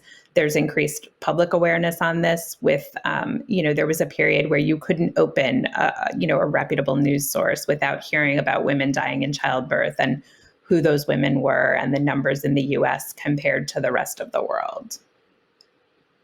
The other thing that really also has made it to the press is the spotlight on racial disparities. And certainly, on the left here, you'll see a story about Shalon Irving's story that I mentioned earlier. On the right, in terms of morbidity, I'm sure many of you have heard Serena Williams' story about her childbirth experience and her severe maternal morbidity. So this is happening. It's out there. And I think what I would say is it's time as leaders, as quality experts, as providers who take care of women to sort of take this on head first, eyes open, and sort of start to think about things that we can do about it. This is a similar graph. I showed you the mortality graph. This is the SMM, severe maternal morbidity graph, also shows it on the rise. Not to get too much into the weeds on what the data shows, but the yellow line is all severe maternal morbidity. The blue line is transfusion, which is one of the things that's captured in severe maternal morbidity. And the green line is SMM without transfusion. And I think the take home here is that all of it's going up, some of it more dramatically than others. And I think the time is now to really try to understand the why behind this. So here we're looking at racial disparity in rates of SMM. And again, this follows a very similar path. I apologize if I sound redundant, but this looks very similar to the mortality data, which is one of the reasons we think looking at SMM is so important, because the trends tend to run together. So this slide demonstrates morbidities by race. On the left side, you see deliveries with a severe maternal morbidity. And on the right side, you see deliveries without any severe maternal morbidity. And really the take home here is that there are a higher percent of Black and Hispanic and a lower percentage of white persons in that delivery column on the left with morbidity. Just a few more sort of key publications, I think, outlining that these disparities exist. So this is a publication that used CDC definitions of SMM specifically to describe disparities in outcomes during hospital admission by race and ethnicity. And this study found similar disparities to what was already described. Here, it's some work that we published on maternal outcomes by race during postpartum readmissions, and the same principles really apply into the postpartum period, into looking at readmissions. So we used also those CDC definitions to look at associations with race and SMM in the postpartum period. And again, a lot of us are spending a fair amount of time focusing on the postpartum period as one of our key opportunities. And in this, we found that Black women were more likely to be readmitted. They were more likely to suffer SMM while they were readmitted, and they were more likely to suffer from life-threatening complications like pulmonary edema and heart failure.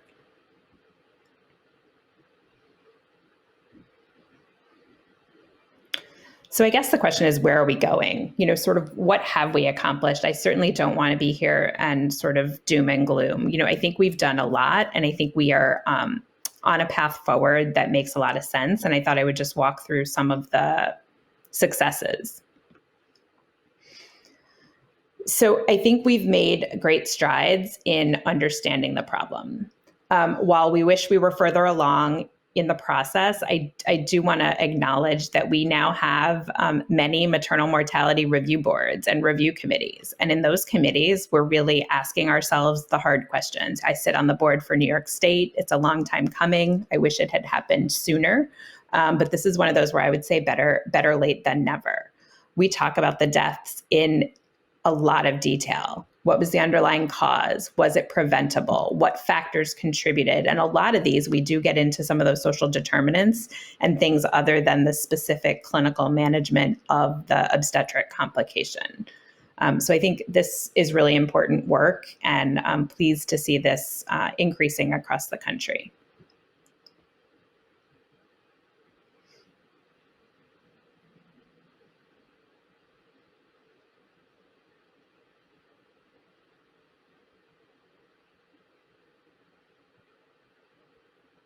Sorry, there's a bit of a lag in the slides forwarding.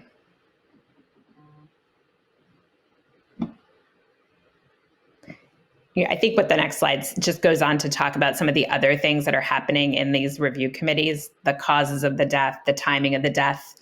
What about disparity? Do we think bias played a role? So those questions are being asked in those review committees. And so I think we're starting to learn how to have some of those difficult conversations, talk about language, talk about socioeconomic status, and some of these social determinants. Okay, so let's shift and talk a little bit about causes of maternal mortality. And again, I don't want to go too clinical here, but I think just to sort of get the lay of the land and say that we really knew what the top 3 causes of maternal mortality were not too long ago. And I'm sure these don't surprise anyone to look at them. These are where all of the national efforts have been focused. CMQCC in California, the Safe Motherhood Initiative in New York, the National Partnership, the AIM bundles that we've already seen this morning have really been set up and really well done and are being spread broadly across the country to address these top 3 causes: hemorrhage, preeclampsia, and venous thromboembolism. I think these are really important when we think about why they were the initial area of focus. Not only were they the most common, they were also more likely to be deemed preventable when these cases were looked at. So if you looked at hemorrhage, even higher proportions of these deaths are thought to be preventable when we look at them. And some of the common themes really drove the development of the bundles: lack of appropriate attention to clinical signs and symptoms, failure to restore blood volume and make decisions about life-saving interventions. Severe hypertension, and I know that your team in Tennessee is spending a lot of time focusing on hypertension, often preventable. And these are failure to control blood pressure, failure to recognize HELP syndrome, failure to diagnose and treat pulmonary edema, and then finally venous thromboembolism, or PE. And I think at the time, this was thought to be sort of the most straightforward of the three, with this being really amenable to systemic practice changes and standardization to use of prophylaxis. I want to just speak briefly about the Safe Motherhood Initiative, because I think in New York, this is where I've spent a lot of my time. I know Dr. Lister worked in New York with me before she joined you, and really New York State has been doing similar things to what Tennessee has been doing. So we met for the first time in 2013. We created and implemented 3 bundles to address those same causes, and really had the vast majority of hospitals across New York State participating. And I think it's really important to note that these bundles are directly aligned with the AIM and national partnership bundles, because they were sort of being developed in real time simultaneously.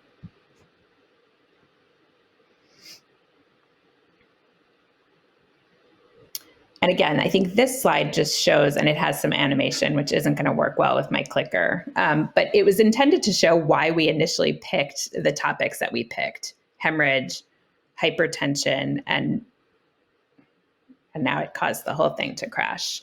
Hemorrhage, hypertension, and VTE initially were the leading causes. And I think the good news story in that slide, if we could see it, is that that has led to significant decreases over time as we begin to put things in place to target those 3 causes.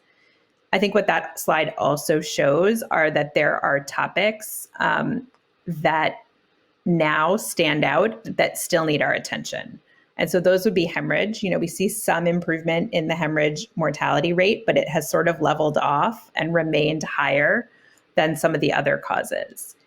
I think the other things that have risen to the top in terms of etiologies probably don't surprise people, but these are infection and cardiovascular disease. As some of those have decreased, you sort of see an increase or a stable contribution to maternal death from sepsis as well as cardiovascular disease.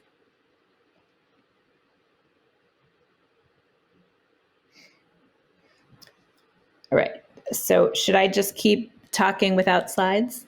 I can do that. We're flexible.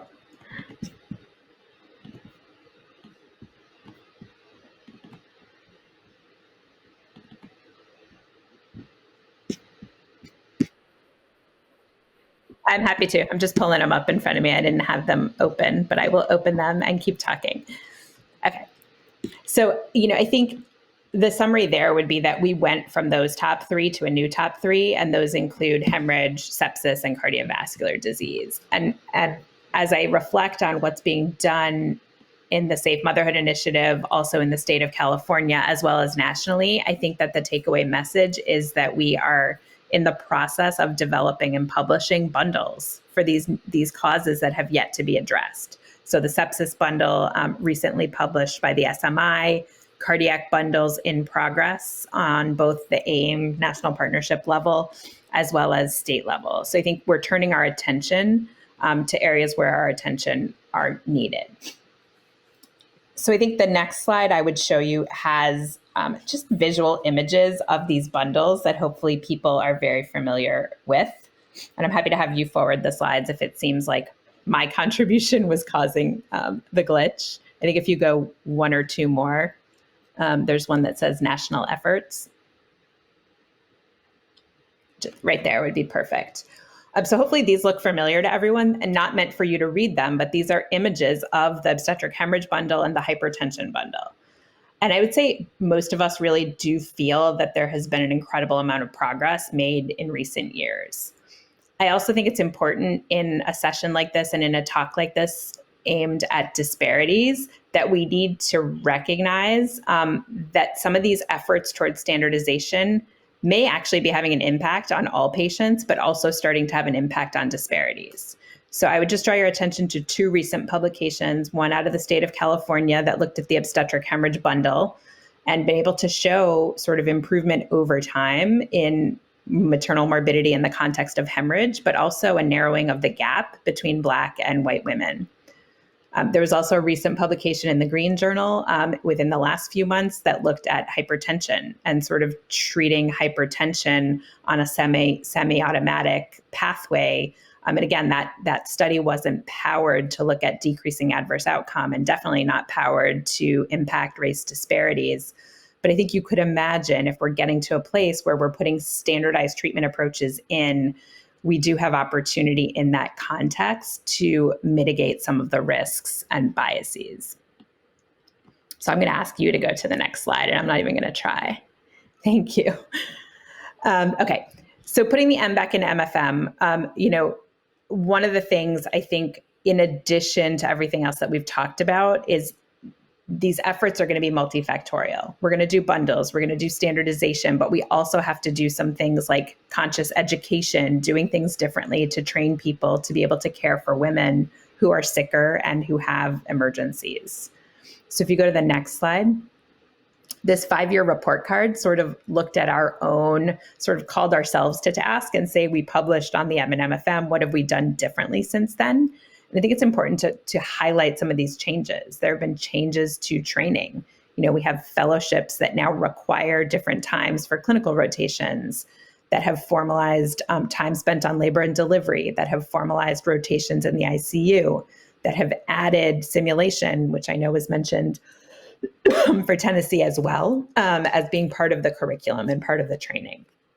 Next slide. I also wanted to draw your attention to something that that I'm a part of nationally and actually internationally. We've had participations from around the world. Over 2,000 providers have come to attend an annual course jointly with Banner Health and SMFM, which is done annually in Phoenix. Certainly derailed last year because of COVID. But in this course, there's online learning, there's a curriculum, there are case studies, and then there's an in-person 3-day course with very complex simulation, skill building, teams that come and participate in care of simulated critically ill women, really to sort of up our ability to recognize and intervene when these obstetric emergencies happen. Next slide. Okay, so a little bit more about where we're going in terms of opportunities related to disparities. There's another SMFM publication that I wanted to draw your attention to here. And I don't think I'm going to be able to see my slide well enough to walk you through it, but there's 2 parts to this publication. And I think suffice it to say, I want people to know that this is out there because it really outlines, and you can go to the next slide. There are 2 slides that follow. The first is sort of what can we do differently?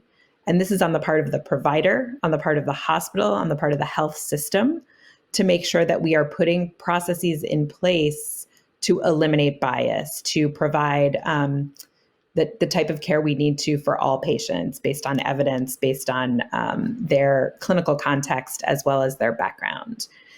And then the next slide actually outlines some important research gaps. And again, this is not intended to be a talk about the research, but I do think that an important piece of this is gaining more knowledge, insight, and understanding about what we do and don't understand about disparities. And so again, this is a wide open area where I think there's a real opportunity to help round out the literature on these maternal health disparities.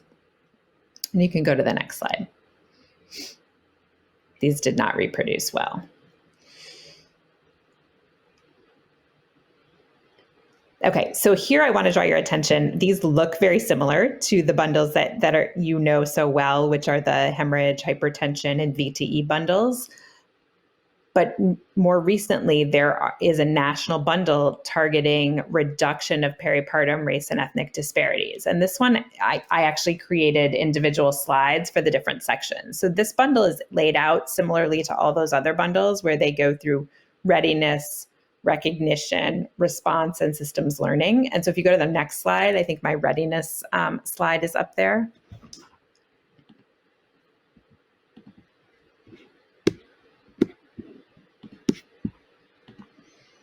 So in terms of readiness, I think it's really important here, and I do want to spend a little time on this slide thinking about what every health system should be doing. And this gets to what was mentioned in the previous talk when we talked about health equity and what gets measured gets improved. This talks about systems having an accurate system to document self-identified race, ethnicity, and language, as well as providing education to teams on how to ask these types of questions. If you're not able to self-collect from patients, I think even if you're self-collecting from patients, you need to make sure they understand the why. Why do we need this data? Why is it important for you to share? Why is it important for us to know? Because I think we need to get past some of those deep-seated challenges and mistrust for why this information is important.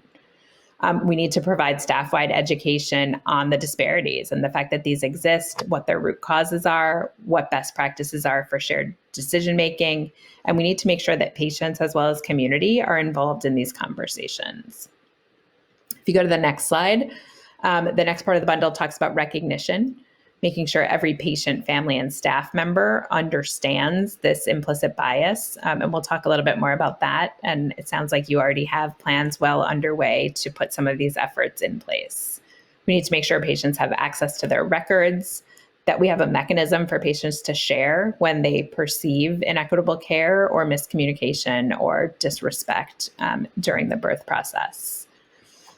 There are best practices outlined in response that actually go through with clinical encounters, some opportunities for teams, and I'm trying to be mindful of the time here, as well as a section on what every clinical unit should be doing, how to foster a culture of equity, how to have a disparities dashboard. And again, this gets at your process measures and your outcome measures, really stratified by race, ethnicity, language. I think the last one on this slide is really important, and it gets to something that I mentioned in a review board or a review committee, which is sort of asking yourselves the difficult question for the first time, which is, did race, ethnicity, implicit bias, language barrier, social determinants of health contribute to the event, to the morbidity, to the mortality? And so it's a really interesting step, and has been really interesting for our team to sort of see how asking those questions starts to change the conversation. If you can go to the next slide, and then one more. And I just sort of went through this verbally. Again, never intended for you to read each bullet here, but just to sort of give a high-level overview. Okay, next slide. I just wanted to mention bias. I recognize that a lot of the things I'm talking about could be entire day-long sessions, and it's very hard to do it justice in an overview like this. But I think we have to be thinking about bias in a way that we have not always had at the forefront of our minds. If you go to the next slide, I think we have to ask ourselves if it's our bias. Do we have prejudice in favor of or against a thing, a person, a group compared with another group? And so I think these definitions, talking through them with your teams, making sure people understand what a bias is and what an unconscious bias is, and really reinforcing that this is not thought to be intentional, but that some people are making automatic shortcuts to help with their decision making. I tried to put some examples of this on the next slide. As it relates to the disparities that we're talking about here. So this is over biases that have been published on, and this is a quote: "How can we expect them to come for care when they're thinking about the mouths they have to feed?" And I would just challenge you to ask, when you look at a patient or a family, are you sort of having these implicit biases creeping into the care that you're providing? If you just go ahead, I think there's another bullet on that slide. And this was a response to a question about how we're going to combat racial disparities in obstetrics. Well, we can't randomize women to poverty and see how the lack of poverty affects outcomes. So this person answering the question obviously thinks that poverty is what's driving the disparity, not that race is driving the disparity. And so if you go to the next slide here, that's clearly a bias. That's clearly not real. There's data out there that said 20% of African American live below the poverty line, but 80% do not. So poverty isn't the driver here, but someone sort of internally believing that to be the case. Next slide. And I think this is just intended to highlight some of these disparities and the fact that they're really not based on socioeconomic status, educational attainment. If you see on this slide, Black college graduate or higher has a higher maternal mortality ratio than a white person with less than a high school education, right? So if you click ahead one more, I think that's intended to show you there, this 40.2 per 100,000 births. Having a maternal mortality. And if you click once more, you see there the equivalent. The next slide shows that for college graduates or higher, a Black woman has a 5 times higher maternal mortality ratio compared to a white woman with a similar educational background. So again, this is just to show, and I don't think I need to show this group, but just to sort of highlight what this is and is not based on. So if you go to the next slide. So what are we doing about bias? I think we're all trying to figure out how to put processes, training, systems in place to make this better. Next slide. Again, there are day-long, week-long sessions that are put out by a variety of vendors. There's Cook Ross, there's Everyday Unconscious Bias. And if you keep clicking, when you start to read about implicit bias in a bunch of different ways and different places, you start to read stories even that are outside of healthcare, which helps, I think, explain some of this to your teams. And there's a story about hurricanes and the fact that hurricanes often are named, and this has been the case since the 1970s, and that after they remove the outliers, deaths are much more likely from female-named hurricanes, female-named storms. And so the question is this just a coincidence? Stronger storms, female names? And I think that people who've looked at this actually think that female named storms are thought to not be as strong, not as potentially devastating as a male named storm. And again, this is gender bias. This is names of hurricanes. But I think it's important to share with our teams these ideas of where these biases exist. Next slide. So something that I found useful and that has been sort of rolled out broadly where I am is this pause model for unconscious bias. And again, this is not the only one. I think it's just a relatively straightforward one that if you're going to start somewhere in terms of how to teach people, it's a mnemonic. It's pretty straightforward what it is. You got to pay attention to what's happening behind judgments you're making. You do the A, acknowledge judgments, interpretations, and reactions. U is understand possible judgments, interpretations, and reactions. S is searching for productive ways to deal with it. And E is executing on an action plan. And again, we've done a bunch of exercise related to how to use pause in our day-to-day life, clinical life, and otherwise. Okay, I just want to wrap up with a couple of things that we're doing in New York State related to these efforts. So again, I mentioned the SMI, which is our Safe Motherhood Initiative, has a health equity subcommittee that's actually in the process right now of going back through all of our patient safety bundles that many of you know from the app, from the website. So going back over hemorrhage, hypertension, VTE, and sepsis with the equity lens that Dr. Lister mentioned. It's a multidisciplinary team. We're trying to address respectful care at birth as it relates to quality improvement, which could be, again, another whole talk. ACOG District 2 is our New York State district.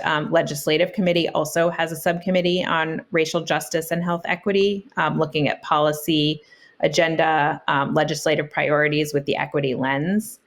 And then in New York State, in addition to the Safe Motherhood Initiative through the Department of Health and our Perinatal Quality Collaborative, we have taken on these large multidisciplinary statewide voluntary improvement efforts. And we're just wrapping up a couple of years really looking intensely at obstetric hemorrhage, given that we still felt like there was significant opportunity there. But what we're launching now is a new project called the New York State Birth Equity Improvement Project. And I'm happy to talk more offline about what that is. But I think for me, it really highlights that we are turning our attention to the important issues at hand. Next slide. I think, again, this is multifactorial, local efforts. We opened a mother center, which when we did it was the first of its kind. There have been fetal anomalies, fetal multidisciplinary centers across the country dealing with complex, high risk, multiple gestations, fetal anomalies. But when we really looked at it, there was a gap in how we were taking care of medically complex moms. who have a history of cancer or stroke or renal transplant or a number of other conditions. So I think, again, this is one of our efforts to say patients who have those conditions come to one place, have the same care, have multidisciplinary care, and care that parallels what we're doing for complex fetal pregnancies. Next slide. I also mentioned SMM reviews. And so I think similar to what's happening at the state level for maternal mortalities, we've spent a lot of time over the last year and a half or so putting together an SMM review process for our health system. So we do about 25,000 deliveries a year across 8 hospitals. And we've sort of built an SMM review process that looks much like a maternal mortality review board, where the idea is that, mortalities for us, fortunately, with 25,000 deliveries in 8 hospitals are exceedingly rare. We don't want to wait till we have one of those to try to learn and then design interventions. So we're doing those same kinds of questions, looking at social determinants, asking ourselves those tough questions about maternal mortality cases. And again, this is not intended for you to read. These are A3s, how we do our problem solving and our performance improvement projects. But these are A3s to sequential years, really building out this SMM process. And just screenshotted into the corner is a section from the National Partnership Disparity Bundle, which just says that we should be asking ourselves those questions. Next slide. We also have recently had the development of something called the Center for Health Justice, really with a mission and a vision to be a leader in understanding and improving health equity and proactively addressing systemic inequities and structural factors. So this is the big things, the tough stuff, the access to food, some of these larger issues beyond the clinical care that are contributing to poor health. So we are partnering with the Center for Health Justice on our New York State participation effort in birth equity. On our SMM review committees, we have partnership and representation from this health justice team. Next slide. And again, I like definitions. So I'll start a talk or finish a talk with sort of trying to put it all together. And so for me, this language is new to me. It's not something, when Dr. Lister asked me to speak here, I've spent a lot of time thinking about these things, but I definitely don't see myself as an expert in equity, disparity, or justice. But I think disparity is a health difference that is linked with economic, social, or environmental disadvantage. Health equity is when everyone has a fair opportunity to be healthy, but really health justice is a little bit different. When this is achieved, then all communities have economic, social, political power and resources to make decisions about health. And so I think we spend a lot of time sort of talking about disparity, equity, and justice.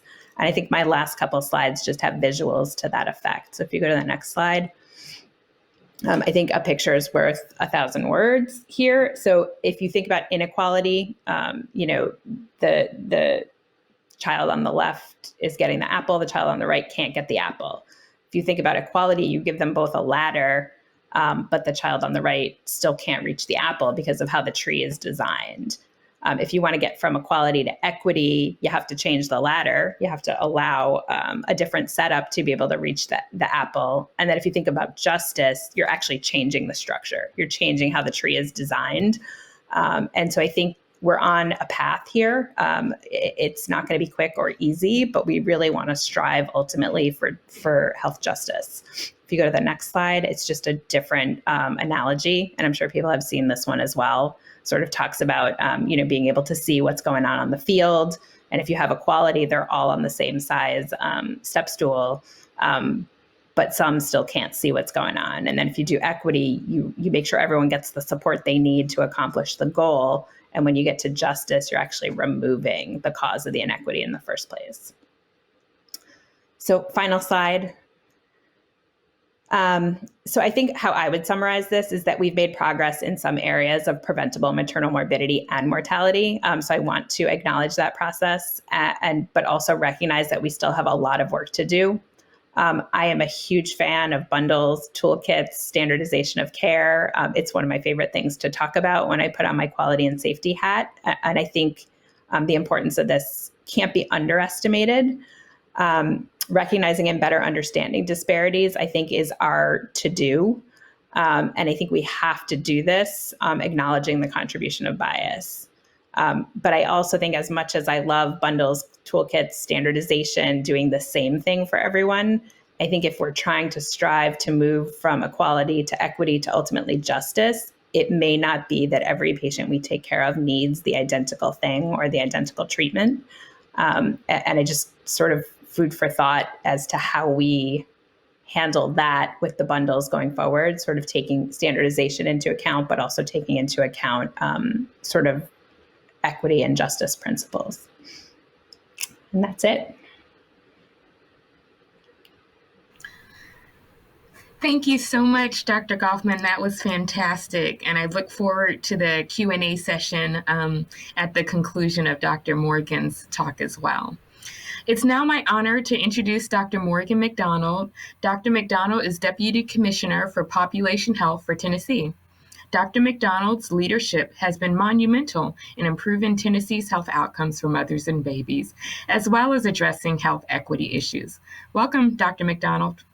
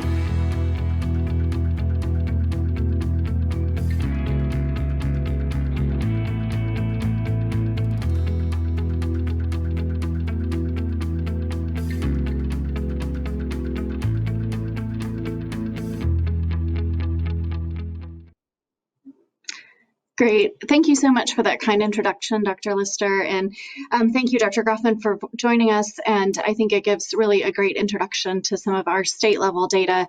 There are a lot of similarities, despite a lot of difference between New York and Tennessee. And so thank you for that introduction and really kind of giving us a big picture, global look at maternal mortality and disparities in maternal mortality. We've got a lot to talk about in the next 20 or so minutes, and I'm going to keep Brenda on time so I get invited back. So over the next few minutes, we're really going to use this opportunity to give the state maternal and child health update, but really with the lens of highlighting prevailing disparities that we have really dissected and put back together collectively over the last few years. I'd like to highlight just particularly some of those accomplishments that we have made, really thanks in part to what you are doing in hospitals across the state and in partnering with us in planning and then executing those plans through the TIPQC projects and then larger initiatives as well. And then I hope that you'll leave this talk with some nuggets of things that you can put into action to have your own impact on health disparities in both infant mortality and maternal mortality in particular, both from a public health campaigning perspective as well as where you are in your work in healthcare, and then as an individual. So my hope is you'll be able to leave with a few nuggets of action steps. So I think when we start talking obviously about health disparities, I started with that slide, where do we go from here? And I don't take that message lightly. That actually was, I'm sure most of you are aware, the title of Dr. Martin Luther King's last book. And so I don't at all consider myself an expert in addressing health disparities, but rather a lifelong learner with all of you. And we have to really root our initiatives in justice. And so, really, in keeping with that theme that Dr. Ruffin gave us previously, those scales of justice, how do we tip them towards equality and make sure that the playing field is not just equal, but equalized with the powers and the opportunities that we have? And so, from a state perspective, we really have been pretty thoughtful over the last few years, particularly in how we are using our data and making sure that our data is actionable, that it's relevant to you as clinicians. It's not just big picture, but you're able to break that down and that you're able to access that data. And so I'm going to show you a couple of dashboards that are readily available for you to break down by race, by gender, by geography, particularly for infant and child data sets, but also more broadly across all of our data sets in the maternal and child health action world. And then we really want that data to be owned by different sectors. And so whether it's the healthcare sector, that's obviously the data that you're going to be looking at today, or the community partners that we are working with, who is it that can move those levers? And do they have the data that they need to be able to do that? And then I think most importantly, making sure that community voices are represented in our data. So is what we are looking at relevant to the communities that we're serving, and are those communities and the women and families that we're serving, are they at the table when those decisions are being made to develop particularly recommendations in infant mortality, recommendations in maternal mortality, and all of our priority areas. And so those opportunities that we invite you all as stakeholders to participate in our maternal and child health block grant input sessions are really critical, not just to see the data, but then to inform those action plans. And I'm going to go back to that previous slide. We, over the last 3 years, as a division of family health and wellness and as maternal and child health state players, if you will, have developed a health equity data action plan. And really kudos to Dr. Harvey, who's going to be talking over the next couple of days, and a team of about 13 epidemiologists and dozens of program directors who have really been very thoughtful in what data do we collect, and then how do we make sure that that is really disseminated across the state in a way that's meaningful. How is that publicized? And then how do we, again, develop those action steps? And so over the last 3 years, we've developed 57 different just data deliverables from a health equity lens. And proud to say that the vast majority of those have been accomplished over the last year, and then moving towards additional data action steps over the next year. And so those things that you're seeing kind of in the corners of my screen there are some examples of what those data plans executed. On the top right, you'll probably notice the infographic that was developed by the maternal mortality group and the maternal mortality review committee, particularly focusing on health disparities in maternal mortality. On the bottom left is our infant mortality interactive dashboard that I'll look at in more detail over the next few minutes. And then our press releases we've been very intentional whenever we release a press release, whether it be maternal mortality or breast cancer, or even in looking at obesity and nutrition, that those do have health equity and health disparities data that is really front and center when we release those press releases. And so starting in talking about our key maternal and child health updates and again, disparities focus, I wanted to start with our infant mortality data. This report was released back in February. Our 2021 report highlights our 2019 child fatality review data. And if you recall, every death in the state of Tennessee is reviewed by a local jurisdiction, and then those recommendations and that data feeds into the state committee, which then formulates statewide recommendations for all sectors having to do with child fatality and specifically infant mortality, since that does contribute to about 2/3 of our child fatality. And so I'll just note that we did see an improvement, as Dr. Piercy mentioned previously, in our infant mortality rate, decreasing from 7.4 to 7 over the last 3 years. And those causes of infant mortality have been similar year to year, prematurity being about 1/3 of our infant mortality, sleep-related death being between 1/5 and 1/4 of our infant mortality, and then birth defects about 1/5 or 20% of our infant mortality. And our sleep-related deaths did fall, as Dr. Piercy mentioned, thankfully, from 144 to 104 over the last 3 years. But unfortunately, our disparities in infant mortality have been persistent and actually increased in 2019. And so we'll look at those slides next. This is our infant mortality trend over the last 5 years. The actual number of infant deaths is in the blue bars at the bottom, and then the Tennessee rates are the blue line at the top, which you can see is significantly higher than the national infant mortality rates, which are in red underneath that blue line for Tennessee rates. And certainly we are very glad to see that after an increase in 2016-17, we did have a decrease overall in infant mortality. In 2018, that was sustained in 2019. But then when we break this down and looking particularly at race in Tennessee, we can see that those lines really have diverged. And, the threat to the justice work that we are all doing in infant maternal mortality reduction, we see that Black infant mortality the rates of Black infant mortality have increased over the last 5 years, whereas the rates for white infant mortality have decreased over the last 5 years. And just for comparison, if you'll recall from Dr. Warren's slides an hour or so ago, the national Black infant mortality rate is at 10.9, whereas in Tennessee, we're at over 13.5.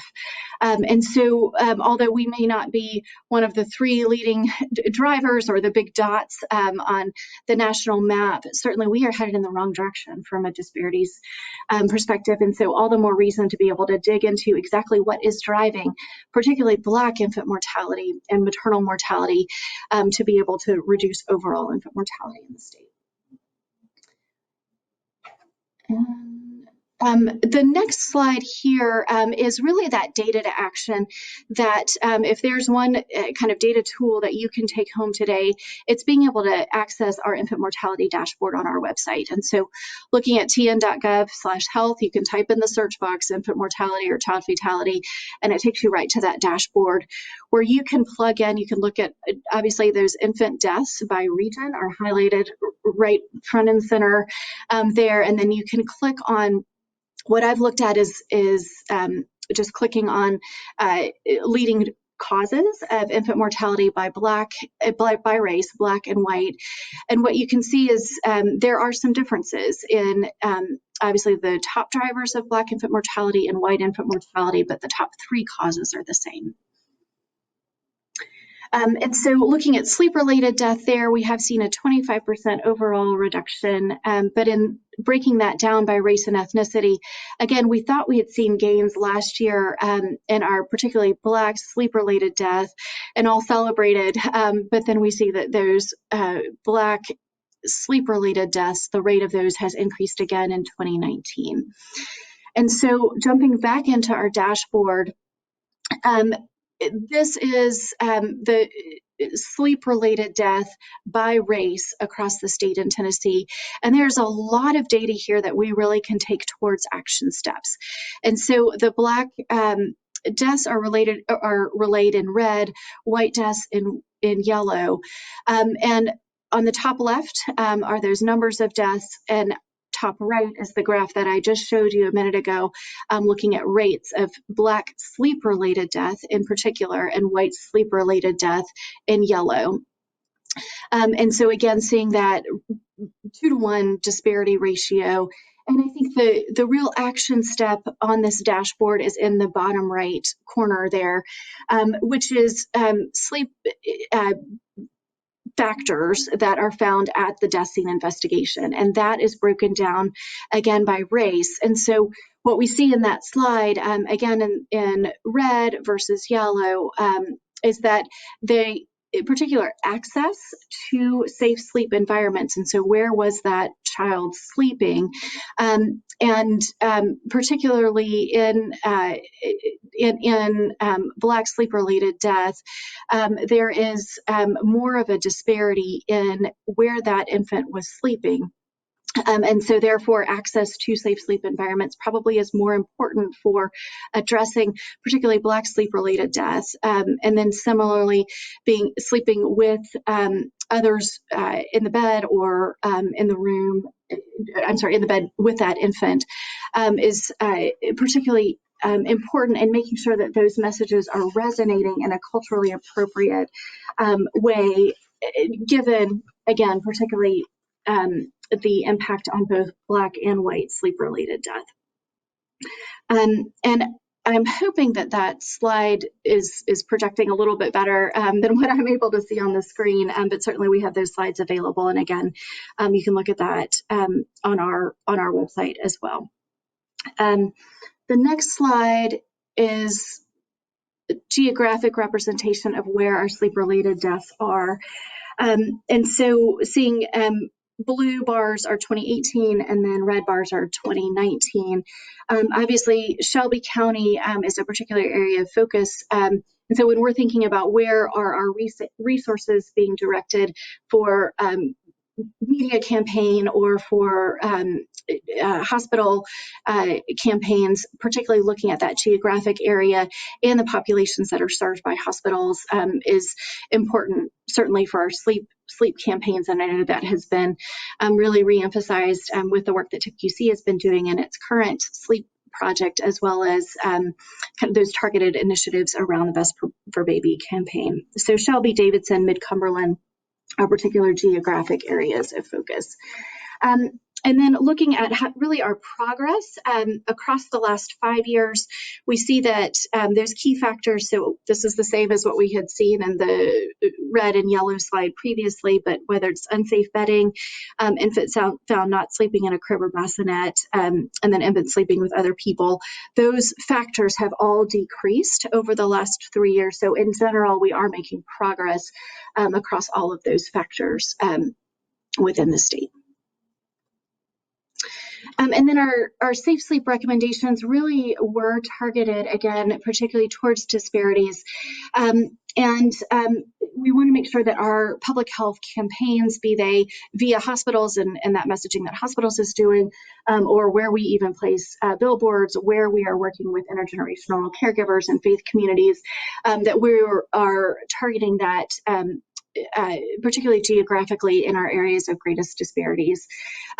And so we are doing that through our diaper bag project, which is being distributed both through our evidence-based home visiting partners as well as through our chant care coordinators. And then obviously through intergenerational caregivers and faith communities. And again, making sure that those messages are as culturally appropriate as possible, and then that our Best for Babies initiative is being targeted particularly for hospitals most at risk. And then I'm going to skip through the next couple of slides. I know we are a little bit short on time. This is, again, looking particularly at prematurity, knowing that the weight of particularly Black infant deaths due to prematurity is significantly higher in the Black community than in the white community. And so those efforts at targeting prematurity are going to be of particular significance in reducing those disparities that we see in infant mortality reduction. And so we wanted to make sure that we are obviously creating strong recommendations around prematurity reduction.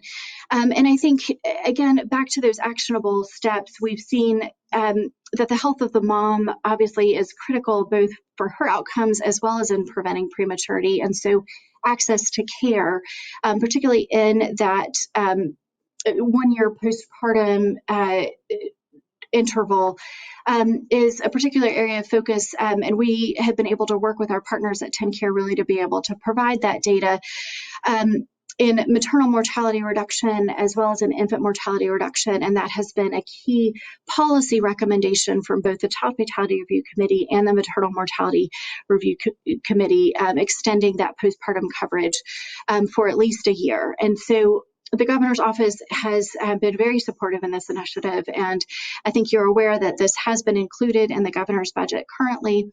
Budget hearings are ongoing. They are very anxious to hear from key partners in the healthcare sector, and so this is absolutely an opportunity for you as maternal health advocates, as child health advocates, to be able to weigh into health policy right now. And access that's going to be available for moms, both to prevent prematurity as well as for their health ongoing. And so then building off of that, offering culturally appropriate client-centered contraception access has been obviously an initiative of TIPQC and of the department in preventing prematurity as well. I recognize that we are kind of right at time and really have not been able to get into some of our maternal mortality data. Brenda, I'm going to look kind of for a nod from you, whether we're okay to kind of move quickly through this or whether, okay. So it sounds like we've got time.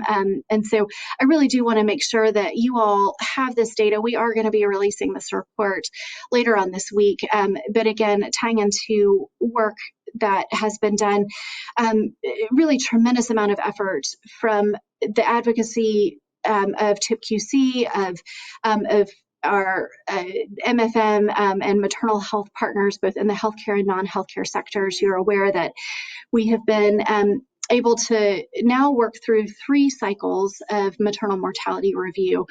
That third report is going to be hot off the presses. We are in the final stages of data review and expect that will be in your hands, hopefully by the end of this conference, but certainly by the end of the week.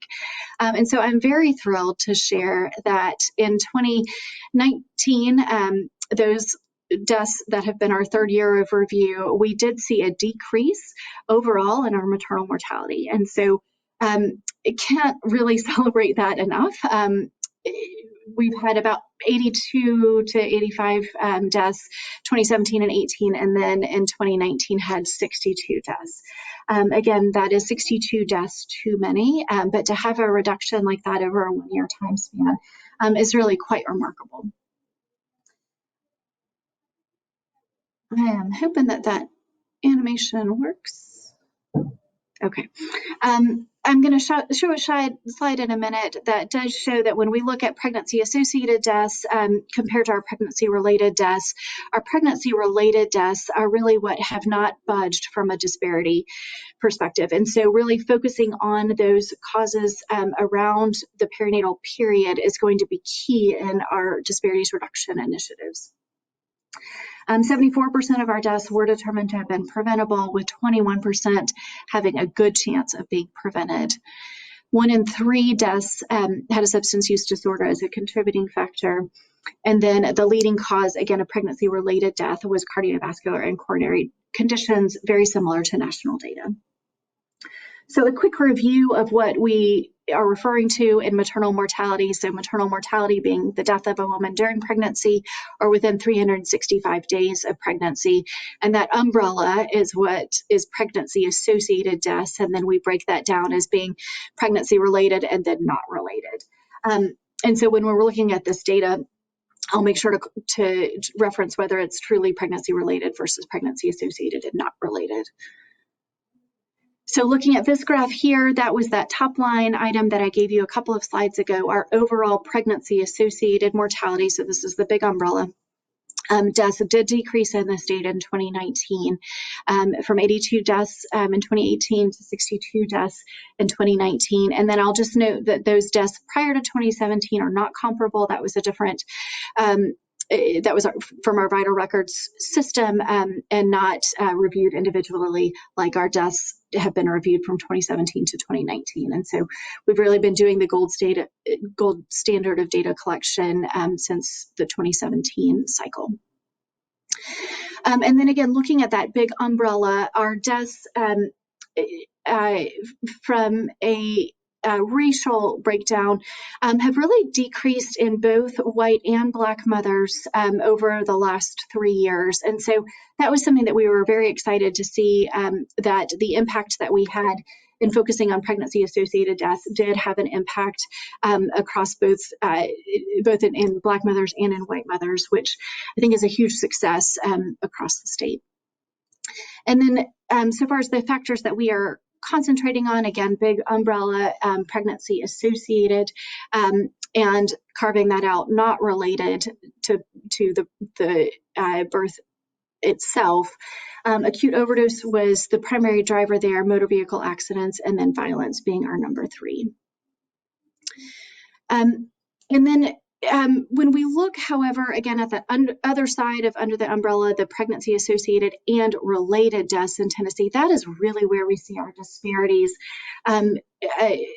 unfortunately, heading in the wrong direction.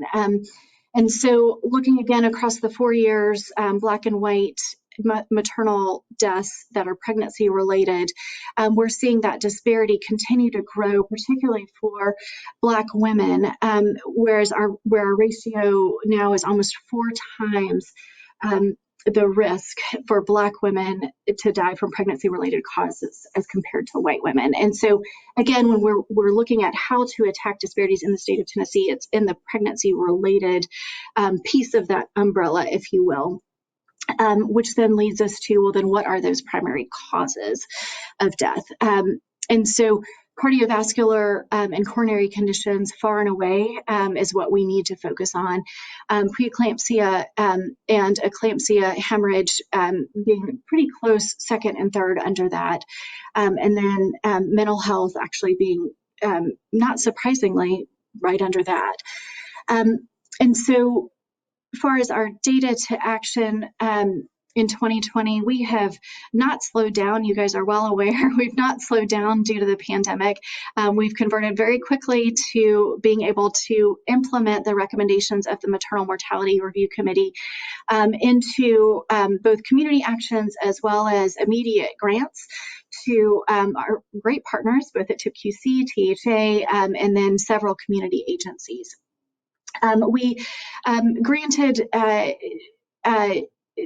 some grants, particularly to target training for implicit bias, both in the prenatal care as well as in the perinatal care and then the postnatal care sectors.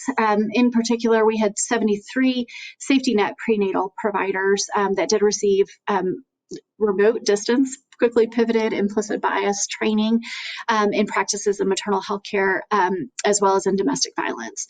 And then we made a number of community education grants, both on seatbelt use, naloxone, firearm safety, and our maternal health task force has also been very active remotely, but over 80 community stakeholders, both in the healthcare and then in the partnering space, so be that domestic violence or working with doulas across the state or breastfeeding advocates to, again, really implement those messages across the community for maternal mortality reduction and in engaging in developing those action steps themselves.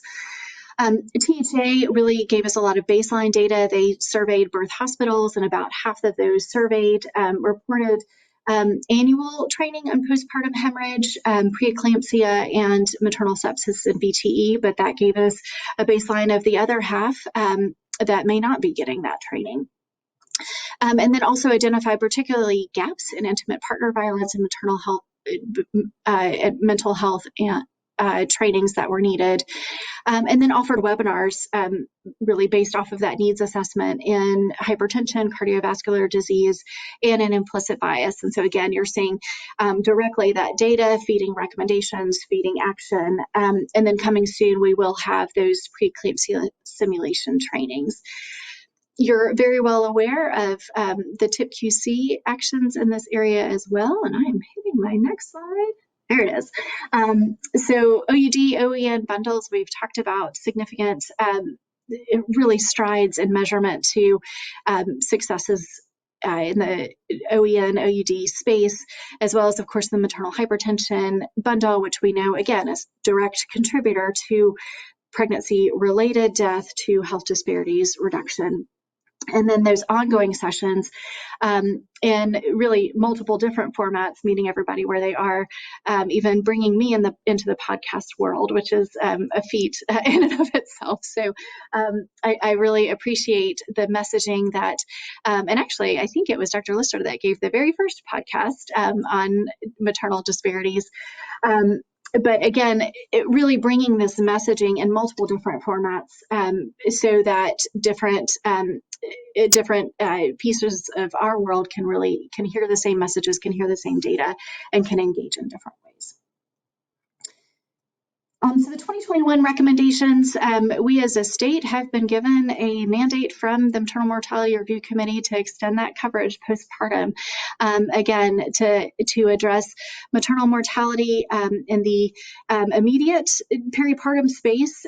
We know that mom's health going into pregnancy absolutely influences how she does going through pregnancy and delivery, and then the postpartum space. And then, of course, being able to complete the fourth trimester, and then really looking into that year postpartum coverage is really critical to that. And so another opportunity for your advocacy as partners, and I don't have to be shy about that at all, as this is absolutely a governor's priority, and we appreciate your support in making sure that the legislative process hears from you all as stakeholders as well.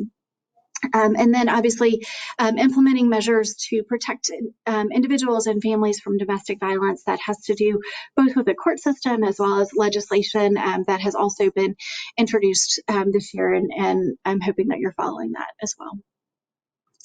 And then some recommendations for providers. And so when you leave this talk, I hope that you feel empowered by the Maternal Mortality Review Committee to implement really what you're doing in your history taking, making sure that is as trauma informed as it can be, and that takes a lot of self-care as well, recognizing that the trauma that you intersect with, to be able to engage in that in a compassionate and non-judgmental way absolutely is what empowers the women that are in the office or across the telehealth space with you, to be able to ask questions, to bring forward their symptoms, and so to be able to come into every encounter in as non-judgmental a way as possible. And where is this woman coming from? What is her community?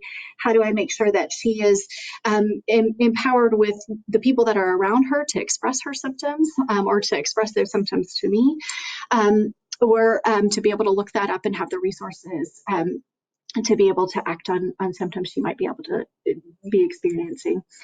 And then managing your patients with multidisciplinary teams. Where are those teams? How are you communicating electronically or picking up the phone when it's needed to coordinate across different sectors? And then we all know those divisions that are between, MFM,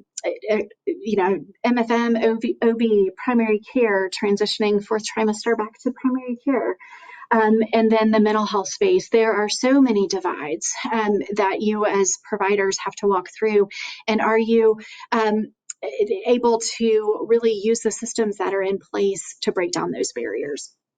And then obviously educating patients in a way that makes sense to them about particularly cardiac conditions and symptoms in pregnancy and post-pregnancy, so that, again, they feel comfortable in bringing forward those symptoms.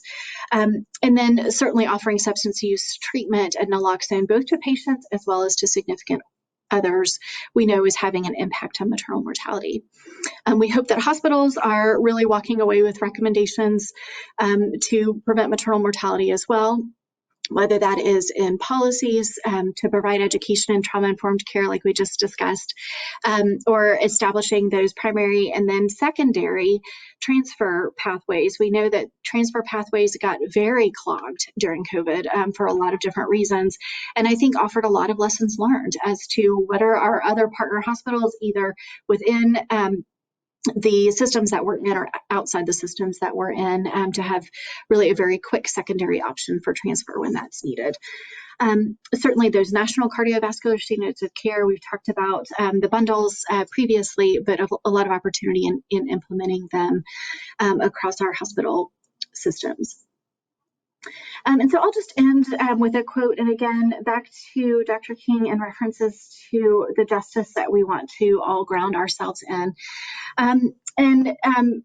This actually, I believe, came from the Where Do We Go From Here book that he last authored, but this is where we are. Where do we go from here? First, we must massively assert our dignity and worth, and I'll just insert the dignity and worth of all the women that we are serving. We must stand up amidst a system that still oppresses us and develop an unassailable and majestic sense of values.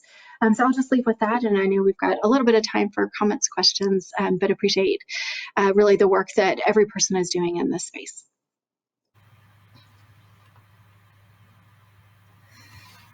Thank you so much, Dr. Goffman and Dr. McDonald. That was fantastic. You guys packed so much in really what could be, a days-long conference.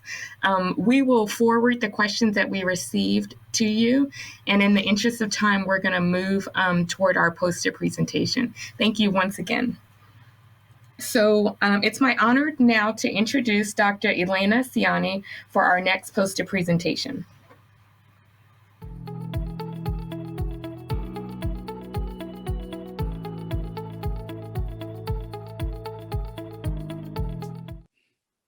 Hi, my name is Elena Ciani, and today I'll be presenting on our project entitled Developing a Hospital-Specific Management Protocol for Pregnancies of Unknown Location and Ectopic Pregnancies. My co-authors on this project are Dr. Roberto Levi de Ancona, Rachel Nelson-Rigg, and Dr. Pallavi Khanna. Ectopic pregnancies have a prevalence as high as 18% in women presenting to the emergency room with vaginal bleeding or abdominal pain, and are the leading cause of mortality from pregnancy in the first trimester. Pregnancies of unknown location must be followed closely in order to reduce morbidity and mortality in the case that it is in fact an ectopic pregnancy. Research also has revealed that morbidity from ectopic pregnancies disproportionately affects minorities and in particular African American women. The current pregnancy of unknown location algorithm used at our institution was found to be out of date and has led to non-emergent use of the obstetrical emergency room, the OBED, as well as inconsistent patient management and subsequent provider frustration. The aim of our project was to evaluate current practices in the care of women with ectopic pregnancies and pregnancies of unknown location in order to create an updated management algorithm that would improve patient care and provider satisfaction while decreasing healthcare costs. The Institution for Healthcare Improvement's triple aim of decreasing healthcare costs, improving population health, and improving the patient experience was used as a guiding principle throughout this project. A retrospective chart review of patients with pregnancy of unknown location or ectopic pregnancy between April and October of 2019 was conducted, and 73 patient charts were reviewed. Patient demographics and clinical information were analyzed, and systemic inefficiencies were identified and summarized from the clinical information gathered. Patients were found to have an average of 2 OBED visits ranging from 0 to 11. The current pregnancy of unknown location algorithm was followed in only 16.4% of patient cases. 27.4% of patients were lost to follow-up or elected for management against medical advice. The systemic issues identified that will directly increase costs of the healthcare system included non-emergent use of the OBED and poor patient follow-up. Other systemic issues found included inadequate documentation of reminder calls, inadequate review of previous records, and difficulty making clinic and lab visit appointments. Using this information, we were able to create a new and hospital-specific pregnancy of unknown location algorithm that specifies the location of follow-up care and prioritizes outpatient follow-up when clinically safe. A literature review was conducted, and the algorithm was also updated to reflect recent changes in evidence-based management of patients with pregnancies of unknown location. In the future, we plan to implement this new algorithm and repeat the analysis with the aim of showing increased compliance and reduced ED visits and therefore cost. The list of systemic issues generated from this research will also serve as low-hanging fruit and will allow us to easily develop further areas of improvement, such as resident education and streamlining the follow-up scheduling process. Thank you so much for that presentation, and thanks to all our speakers today. We did pack a lot in, and we went a few minutes over, which means that I'm just going to give a couple of quick announcements, and then we'll get on to our workshops. But if you have not already, please look at the annual report that's available online or in the tiles. Project nominations are still open. We got about 150 of you nominated as you registered, so thank you. But if you still want to nominate, it's open until tomorrow afternoon, and then we'll start voting tomorrow afternoon until 11 o'clock on Thursday morning. The workshop tiles are down below. You'll want to go ahead and click on the one that you're interested in and jump on in. We apologize that your break was shortened. We will show you a great video tomorrow. We were going to show as well during the break today. We do have an optional workshop for you this afternoon from starting at 4:30, and that is our Breastfeeding Coalition. You'll be in for a real treat, having heard the commissioner say that pregnant women are now able to be vaccinated. I think you'll hear a little bit more about what the state's response is around COVID and breastfeeding as well. So be sure and join that here. Dr. McDonald again, Lizzie Harvey, and others from the state, along with the State Breastfeeding Coalition. Look forward to seeing you soon. Hope to see you in the breaks. Go ahead and click on those and jump right in. Again, thanks everybody for joining us and making this a great day.